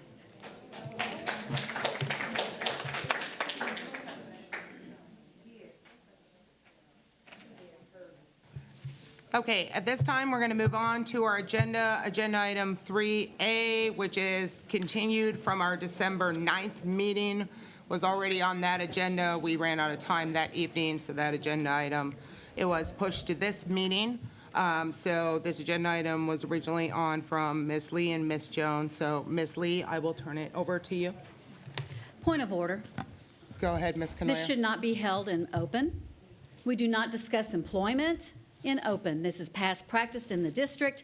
While it may be legal, it is not what we do. It is not fair. It is not appropriate. This should be moved into closed. Yes, ma'am. We already had the closed session. It was on December 9th. I believe you were present. I'd like to go into closed session now. Yes. Do I have a motion on that? I move we move into closed session. Do I have a second? Second. Okay, I have a motion by Ms. Canoyer and a second by Mr. Macias to go into closed session. Under which section, may I clarify the motion, which section of the government code are you trying to go into closed session on? Discussing employment. Okay, so Personnel. 074. Personnel and it's a consultation with the attorney. I want to be able to call them as And well. 071. Okay, so we have a motion and from Ms. Canoyer to go into closed session on Texas Government Code, Section 551 and 074, and a second by Mr. Macias. Did I reiterate that motion correctly? Yes. Okay. All right, so we have a motion and we have a second. And again, we already had this closed session, so any discussion before we vote on that? I just want to let the community know that closed session was not on the agenda, but we at the board level can make a request for closed session. It does need to pass 4-3. If it doesn't, we have to proceed in open, just so the community is aware of that. Okay, any other discussion before we proceed to vote? Seeing none. Just Oh, clarify the need for putting it into closed so the community understands that. And that is that we typically discuss personnel issues in closed session because we don't want it to look like a show trial on a personal level. So that would be the purpose for this, because we don't know, honestly, we don't know what's going to be brought forward right now, and we want to be sure that it's handled appropriately, and closed is the best protection we can give any employee, and that's why it's being asked for. And just a procedural note, action cannot be taken in closed session by law. So this is the action portion of the closed session that occurred. So any other comments? We'll proceed to vote. Go ahead and cast your vote.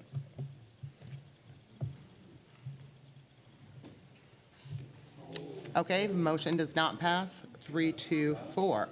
All right, so as discussed, we are continuing the December 9th meeting. Agenda item from Ms. Lee and Ms. Jones. Ms. Lee, I'll turn the microphone over to you first.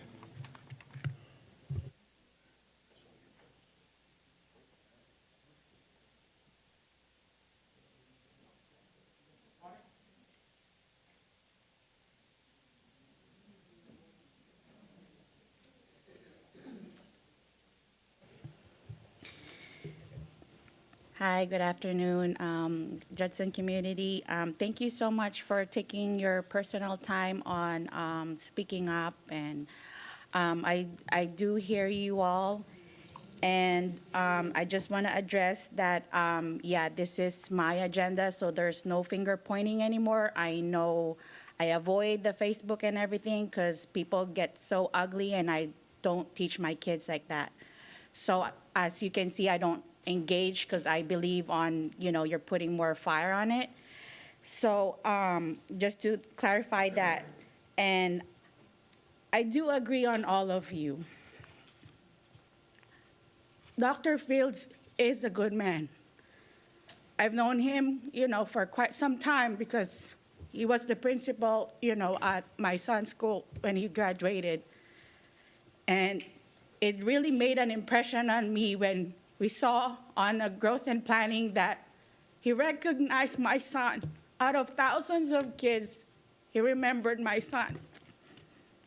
So that's how it starts, kind of like our relationship before he's a superintendent and I'm a board member now. I don't have any question on that. I don't recall on anything that he treated me bad. And just to share, ever since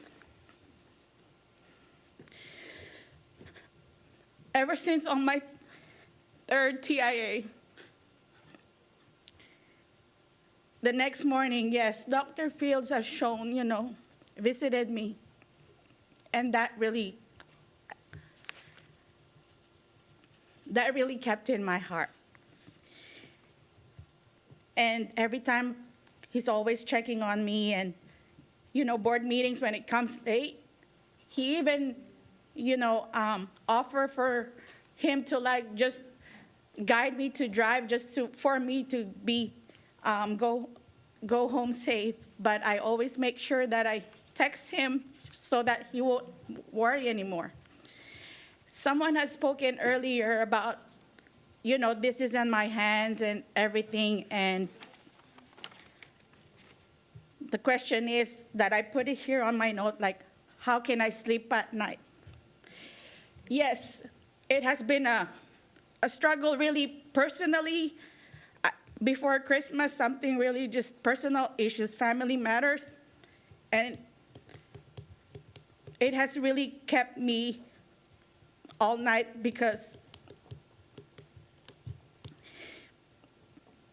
my heart is just broken because a lot of people just, reach out and talk to me. And I just want to really say thank you so much because I know how hard that could be, especially when I often struggle to find my own voice and have that courage to speak up. I truly believe you all that you just want what's best for the kids. And with all my heart, that's all I want too. That's why it's so hard for me right now because I'm really just heartbroken for all the things I've learned and experienced. So to all of you that have spoken to me, your bravery really had inspired me, and I will carry it with me as I gather and find my strength to guide us and move Judson ISD forward. So with this, I move that as related to the superintendent's employment and duties, we relieve him of his duties and place him on administrative leave pending investigation reported concerns in accordance with district practices with pay effective immediately until further notice, and authorize the board president to provide written notice of this action accordingly. I'm sorry, we're going to need audience. We are trying to record this meeting in compliance with the Texas laws, so we do have to keep it to a low rumble. If there's a conversation you want to have, the hallway is open and it is being broadcast out there. So I have a motion on the table. Do I have a second? Second. I have a motion. Shh. Audience, this is the last warning I am going to give. We have to conduct government business, so if you will please allow that to occur. There is a motion by Ms. Lee, a second by Ms. Poteet. The motion was as related, again, we may have a motion, a second, I repeat it, then we'll have, and if there is any more comments on it, then we have a vote. Ma'am. The motion was, as related to the superintendent's employment and duties, we relieve him of his duties and place him on administrative leave pending investigation of reported concerns in accordance with district practices with pay effective immediately until further notice, and authorize the board president to provide written notice of this action accordingly. That was the motion and the second. Is there any discussion by this? I see Mr. Macias. Go ahead. You have your time, sir. Well, this is absolutely disgraceful in every way imaginable. I don't even know where to start. Really, this should be a conversation in closed session because I have questions about allegedly what investigation is needed to be in, and we can't, and now we're going to vote and we have no idea what the investigation is. I just can tell you it is manipulation, Ms. Lee, and it is disgraceful. The process is played out in closed session. We talked through it.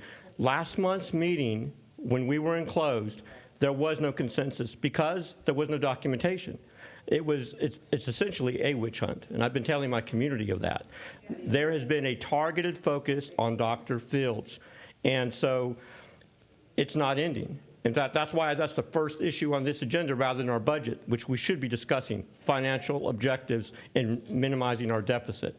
I've heard in the past from some of my board that they want to blame the superintendent for the deficit. Someone said earlier, it's not. It's a joint responsibility. The board overrode the superintendent that caused major waves in our deficit. And it's something that I had to be accountable for when I ran for re-election. The community understood why we made those investments, and I sleep well at night, for those that think I'm bothered by it. The bottom line is, we can't unfairly do something to a superintendent without backup. I'll even tell you this, legal already said that, he can appeal. The Dr. Fields can appeal this, and he would probably win, because I can tell you, I'll be testifying on his behalf. It is unfair to do this and play it out like this. We have other priorities. I said it in social media, I'll say it here. Our focus needs to be on student outcomes, finances, and academics, not changing leadership. Right now, if we change leadership, who's going to serve in the interim? It's going to be chaos. And I know employees are looking to leave. This is probably the last straw. But when I feel there's intention to destroy our district, this is perfectly aligned with destroying our district. And there might be a few that may not agree, but you that are in this room are the majority, and you hear and know what's happening. So I really am disappointed, Ms. Lee, in your motion. You did not consult with anyone, nor did you want to talk in closed session about why your motion is. It's still uncertain to me what the basis of your motion is. And we can't discuss it here because, as someone mentioned earlier, we can't start putting rumors out there about what's wrong with the soup. There's nothing wrong with him. But somehow there's this notion that now there's an investigation. It's bogus. I can almost assure you that, it's another play. And Ms. Lee, I assure you, I don't believe you are the one that thought about this. I don't believe it. So, Let it go, Ms. so bottom line is, we have board members that are still learning the job. They don't understand how this is supposed to work, and they are causing chaos in this district. And that's why I had to alert my community of that chaos. I mean, I try to be professional. Yeah, I have my own challenges. I'm human. But, this is not how we're supposed to do it. So I'm going to counter your motion, and I'm going to ask that we postpone any of this discussion by postponing this meeting to a later discussion so that we can consult with legal. I'd like to be able to talk about this in closed session, because whenever you throw the allegation of investigation, that's a serious notion that we need to understand what is happening, because I'm afraid, Ms. Lee, that you've been lied to. And so I want to make sure that we are very clear about what we're going to do before we harm the reputation of anybody, especially Dr. Fields. It is unfair, and if the tables were turned and we were saying we're putting an investigation on you, you would be very defensive. So let's be fair about this, and I move that we postpone this decision until we have an opportunity to talk with legal counsel. Okay, I have a motion. Hold on.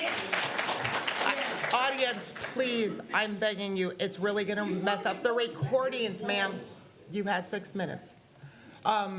We have a motion to postpone by Mr. Macias, and I believe I heard a second from Ms. Canoyer. So we have a motion on a table and a second to postpone this. And I'm sorry, could you clarify, was this an indefinitely, or just motion to postpone? I have motion till we talk with legal counsel. Until we What I talk with said. legal, okay, thank you. A motion to postpone until we talk to legal counsel, I guess again, and a second by Ms. Canoyer. Okay. Any discussion I have something to say, if I could. about the motion to postpone portion? Okay, go ahead, Dr. Fields. So rather than postpone, if we wanted to do it in open session, I mean, it was asked that we could go to close if we don't want to go to close. If there's a concern, what I heard was it was about pay. We have the people around the dais who can answer any pay questions. We can go ahead and ask the question, and we could talk about it now. I'm sorry, I didn't think I heard anything about pay. That's what, I thought it was concerning pay. What was, Oh, Admin leave with pay, but it wasn't about concerns about an investigation about pay? No, sir. Oh, okay. Yes, sir, gotcha. that was not in the motion. Got it. So, I'm still free to talk about whatever it is. okay, so we have a motion to postpone on the table that we will have to vote on. So if no further discussion, Had a comment, on the too. motion to postpone? Okay, yeah, we're going to take discussion just on the motion to postpone, and then we'll go back to the original. So you will be my first person if we get back. So regarding Right. postponement. Regarding postponement, go ahead, Yeah. Ms. Stanford. The reason I would be for postponement is because people have been asking me what Dr. Fields did wrong to deserve this today, when we really should be talking about finances today, which is what everyone really is caring about and what they're stressed about. So people have been asking me about that, and I have to tell them, I don't know what he did wrong. I've not heard any allegations. The last written document we have about Dr. Fields is a good evaluation. That's the last document we have in our hands. So what we're about to investigate, I want to know what the board has in documentation to support this drastic move, because I'm not aware of any. For the record, this is a total surprise to me. So the board is not fully informed. I have no idea what this investigation is about.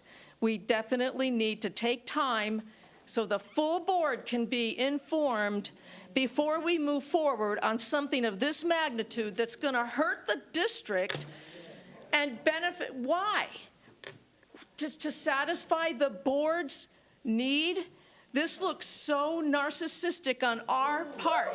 We are taking time away from the district's true needs, and I don't know why. So yes, I want a postponement, because I'm clueless what this is about, and I shouldn't be as a board member.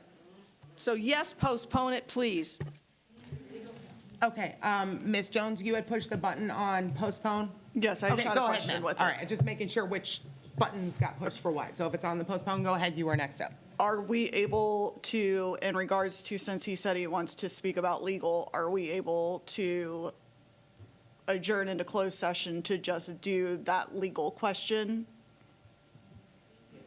The question about whether or not to Y'all didn't want to go to closed. postpone, or what, which legal question? Well, no, he said Or he had whatever about the legal question, he has. yes. Yes, I know he has talked to the lawyers extensively this week and gotten all of his legal questions answered, so I'm not sure what else there was. Well, that's why we had to go into closed session. Well, yes, sir. You just spoke to the lawyer yesterday, so. Well, that's why we I get have to notified go when- into closed when session. you speak with the lawyer. So yes, I'm not sure. Again, we had the attorneys were all present at the first one, so, and a number of board members have already spoken to legal counsel this week about this. So does that answer your question, or no? Yes, I was just, though, if legal counsel was available, because they said they would be available if we had questions during the meeting, why, if he's saying that's what he wants to postpone for, why we just don't go handle that business right now? Correct. Because the motion failed to Because close. the motion failed to go into closed session because we had already gotten all the legal, I thought. Right, but now he's brought it up that that was the issue, to postpone. Okay. Then that would be a new motion to go back into closed session, Okay. I believe. I have something to say. Go ahead, Ms. Canoyer. I want to postpone this because I got no freaking clue what Miss Lee's talking about. This meeting, I was never asked if I was available for this meeting. Only the 4 people who are the majority on this board who are working together to try to remove our superintendent were consulted about their availability. Ms. Stanford, Mr. Macias, and I were not. I had other plans today. But I care about this district, and I hope I've shown it through my actions and through the way I work with the community, with the superintendent, with the teachers, and with the staff. I am devoted to Judson ISD. I would not take on this thankless job if I did not care. This is a railroad job. This needs to be postponed until all of us know what these alleged allegations are. Because frankly, I don't believe it. This needs to be postponed. I cannot agree to an investigation of something that I've got no idea what it's about. Nobody bothered to reach out to me. Nobody bothered to talk to me. Nobody bothered to tell me that there were these issues.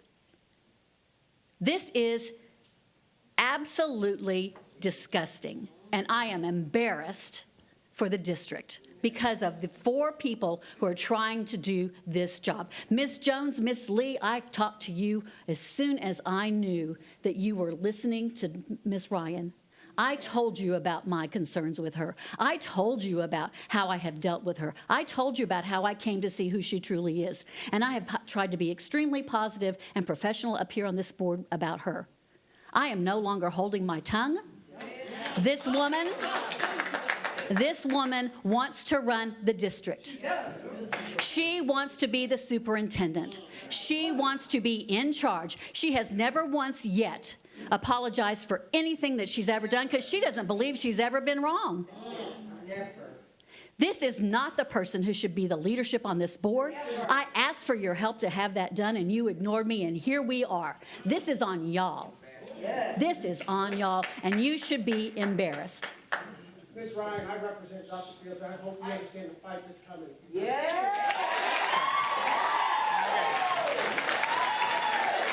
Audience, we have to continue our discussion. Yes. Ms. Lee, I believe you have something on the motion to postpone, Ms. Lee? You gotta tell her what. Audience, this is a government meeting, and it's very serious topics. Please be professional. Okay, please show some decorum, please. You show decorum. Mrs. Lee has the floor. She's the next one who pushed the button. Go ahead, Mrs. Lee. So the discussion is just for closing the session? No, right now we're discussing on a motion to, this is a motion to postpone. Oh, okay. Is it? Okay. To discuss with legal counsel. In order to discuss with legal counsel at a later time. And clarify to the rest of us what is going on. Okay, I'll take a minute. We have no clue, Leslie. We Hold- don't know what Miss- this is about. Mrs. Stanford. We can't move forward. Mrs. Stanford, hold on, you do not have the floor. We Give can't me a move moment. forward. All right, so I'm going to take just 1 minute on this topic. This is very disappointing that to hear mistruths come out of some board members up here, because we have personally sat next to these board members when some of these concerns were brought up, and I am on emails that all 7 board members are on, that we have all received.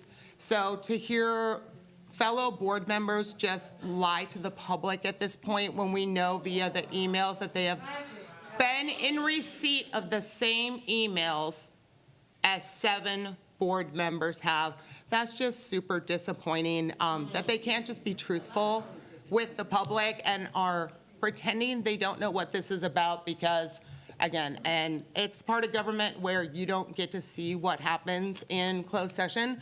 So I guess they can go ahead and say they weren't at the closed session or it wasn't discussed at all.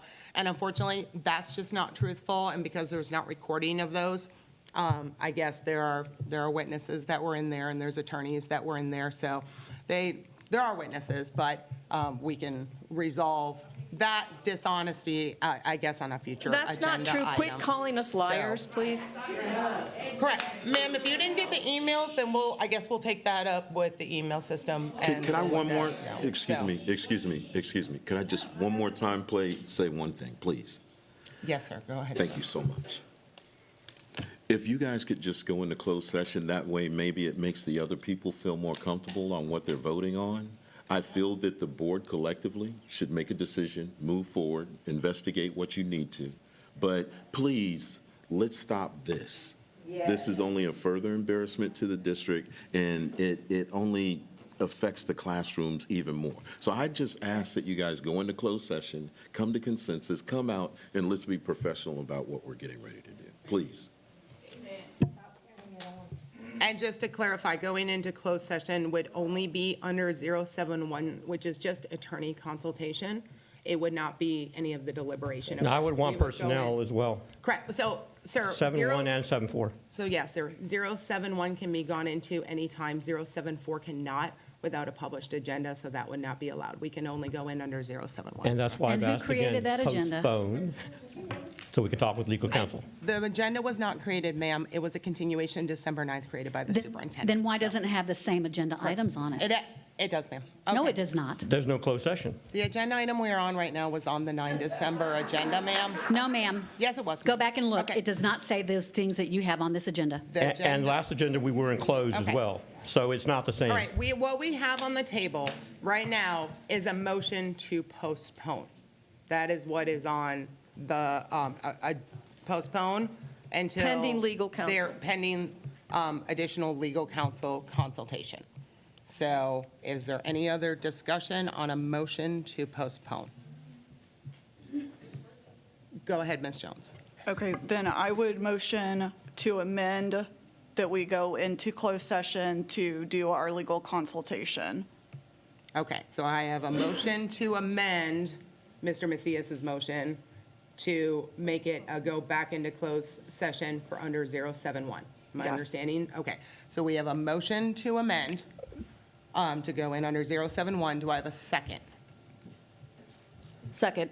Okay, we have a motion by Ms. Jones, a second by Ms. Potteet. And now we'll vote on the motion to amend. And then, just, I want to clarify Robert's rules. So this is a motion to change what we're voting on. And then if this passes, then we would vote on if we go into closed session on 071. That is correct. Everybody tracking, it's like a two-part thing. So we're going to vote on a motion to amend, and then if that passes, then we'll vote again on whether to go into closed session on 071. I would prefer, I can withdraw my motion so that Ms. Jones's motion is priority. Is the I would like to go priority. into closed session and come back out and then have the idea to make the same motion if I feel needed. But I'll pull mine, and that way we can vote on Ms. Jones's motion. Okay, so we have a withdrawal of the motion from Mr. Macias, which would then make you the primary motion on the table, then now Ms. Jones. Instead of a motion to amend, we're back to a motion to go into closed session pursuant to Texas Government Code 551071, attorney consultation. Am I restating Yes. that correctly? Okay. Yes. And so you're still fine with that motion? Yes. And Ms. Potteet, are you still fine with your second? Yeah. Okay, so we have a motion and a second to go in and contact the attorneys, essentially. So any questions or anything on that motion before we vote on that? Okay, seeing no questions, let me, hold on. I gotta keep clicking. Okay, go ahead and cast your vote on that. Okay, motion passes 7-0, so hold on a second, I gotta read something. Y'all be Hold on. praying for us, okay? No, Miss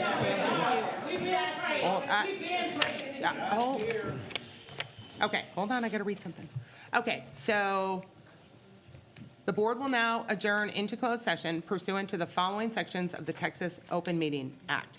Pursuant to Texas Government Code Section 551.071, attorney consultation on agenda item 3A. We are now in closed session, and the time is 2:03 PM.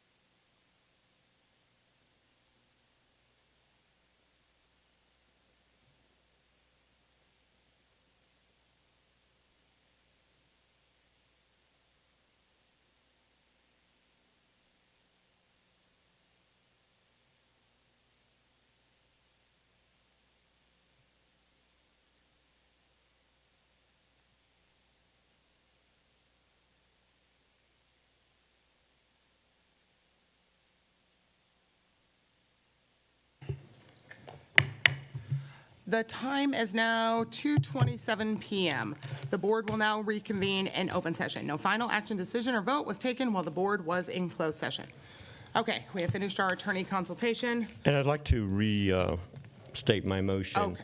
I move that we go and we postpone this until we can talk to legal counsel. Okay, because we did the motion that we did before, so we went back into 071, so now we're back to the original motion. And in part And then- because our conversation was limited with legal counsel. It needs to be more extensive. So I still want a more extensive conversation with legal counsel. Okay, so So can you my motion's repeat the your same. motion for me I real move that quick, we sir? postpone this decision or this meeting until we have a discussion with legal counsel. With, I'm sorry, legal counsel? 074, we only discussed one angle of it, and I want to be able to discuss the whole thing, which means the personnel side. We discussed only the legal side, so I want to be able to move it in to discuss it more in depth. So can I amend that? Yeah, I Or was do gonna I say, have to second it hold on a first? second. Let me get a motion and a second, and then Laura. So I have a motion by Mr. Macias. Do I have a second on that motion? Second. Second by Ms. Canoyer. Okay, and then Ms. Stanford, you'd like to motion to amend? Yeah, I'd like to amend the motion to at least give this one more shot and go back into close under 071 and 074 to expand our ability to converse right now. Okay, so Lauren has a motion to amend the original motion, which I think that's what Mr. Macias intended. Can you all work that out? I think, I would say, Ms. Stanford, Maybe. I could agree with it, but we really no? need to have counsel in person. There's been some questions about what was stated in the last session with Craig and Hannah. We need to have them all there to reiterate what was stated so that we're clear and that we're not going back. That's okay, why. so his motion to do this another day, your motion to amend would be to go back in and do it right now. You're saying go back in on 071 and 074 right now? Give it a shot, see how, if we can make any progress, and then if not, then I'd agree to postpone. I'm willing to give it a shot. So I have a motion to amend Mr. Macias's motion. Do I have a second on Ms. Stanford's motion, which would change the motion to what her motion is? Okay, I do not see a second on hers. I will second hers. Okay, I have a second from Ms. Jones on that one. So now we'll vote on whether to change the motion to go back into, the motion then we would vote on next would be to go into closed session under 071 and 074. Did I repeat that correctly? Okay, That's what we're voting on now. correct. All right, discussion of the amendment. I guess my only comment is we have literally 074 this and all the emails and everything. So again, additional discussion, especially after what just happened back there, is not going to be productive for anybody at this point. Everybody knows the situation. So, all right. So any other discussion before we vote? I want to clarify that we are voting on the amendment and not the actual motion. Correct. So there will be another vote after this for the new board members who don't understand how that works. I thought I said. Thank you for that condescending comment. All right, so Following your lead, ma'am. if there's no further discussion, go ahead and cast your vote on amending Mr. Macias's motion, I guess. Okay, so that motion passes 4-3. So now we're with Ms. Stanford's motion, which is to, let me try and state your motion. You want to state it? You go ahead and state it. No, I Restate. thought we were Correct. voting on To Ms. go back Stanford's into- motion. Ms. Stanford's motion was to go into closed session right now under Texas Government Code 551, 071, and 074. 74, right? Expand the conversation. So I thought that's what we just voted on. Correct. We did. Correct. I just want to make sure everybody knew what we were voting on now. So we had the motion from Ms. Stanford, and that was originally seconded by Ms. Jones, right? And Correct. obviously, I'll leave on the table the postponement, but we can go into close right now and come back and then start with the postponement. I may withdraw it based on our conversation. But I still think having a face-to-face discussion with all parties involved, legal counsel, would be helpful than over a cell phone. It's limited, it's harder. And we don't have the other two lawyers that were involved in our closed session, the previous meeting. So I'm okay with always having a conversation. it looks like the motion passed, so we can go back into closed session to have the broader No, discussion. no, no, the motion amendment- to amend passed, and now we have to vote on her motion. So. Which all right. was the amendment. No. Yeah. No, We voted, and she said. No, sir. 071, 074. It wasn't to say, can we amend the motion? That was the, No, we sir, it voted was to a approve motion the to amendment, amend. and now we have to Correct. vote Yeah. on her motion. yes, thank you. That was a motion to amend. We just voted on. Now, the motion that is on the table at the moment is to go back into 551, 071, and 074 and have a full discussion of this right now. That's the Okay, motion. you're adding a whole different motion. Correct, sir. Mr. Canoyer, Ms. That's Canoyer, fine, that's fine. confirmed. Okay, so, again, we've already done the 071 and 074 extend over 2.5 hours on December 9th. So more productive discussion. Not sure how helpful that'll be, but, all right, we will, if there's no more discussion, we're going to go vote on that.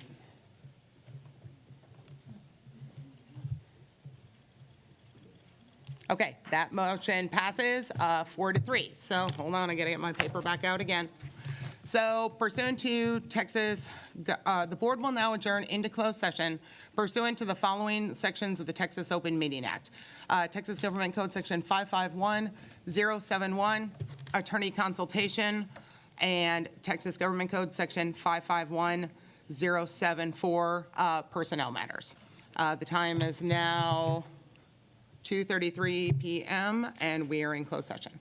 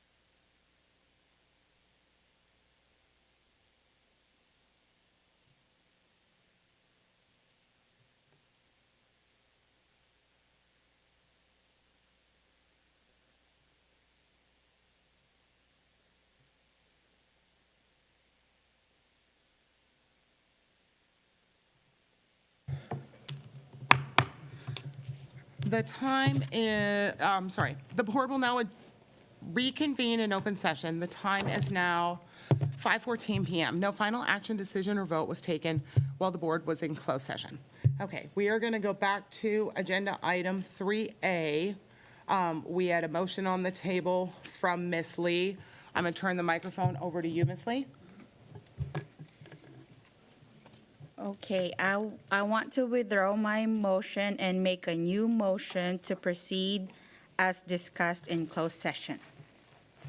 Okay, do I have I have a withdrawal of the original motion that was on the table before the break, and we have a motion to proceed as discussed in closed session. Do I have a second? Second.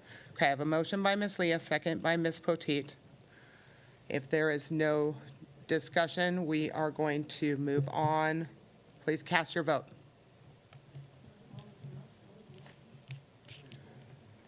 Okay, motion passes 6-1. We will now move on to agenda item 3B. Discussion and possible action authorizing the board officers to engage in legal counsel to assist and advise with board matters.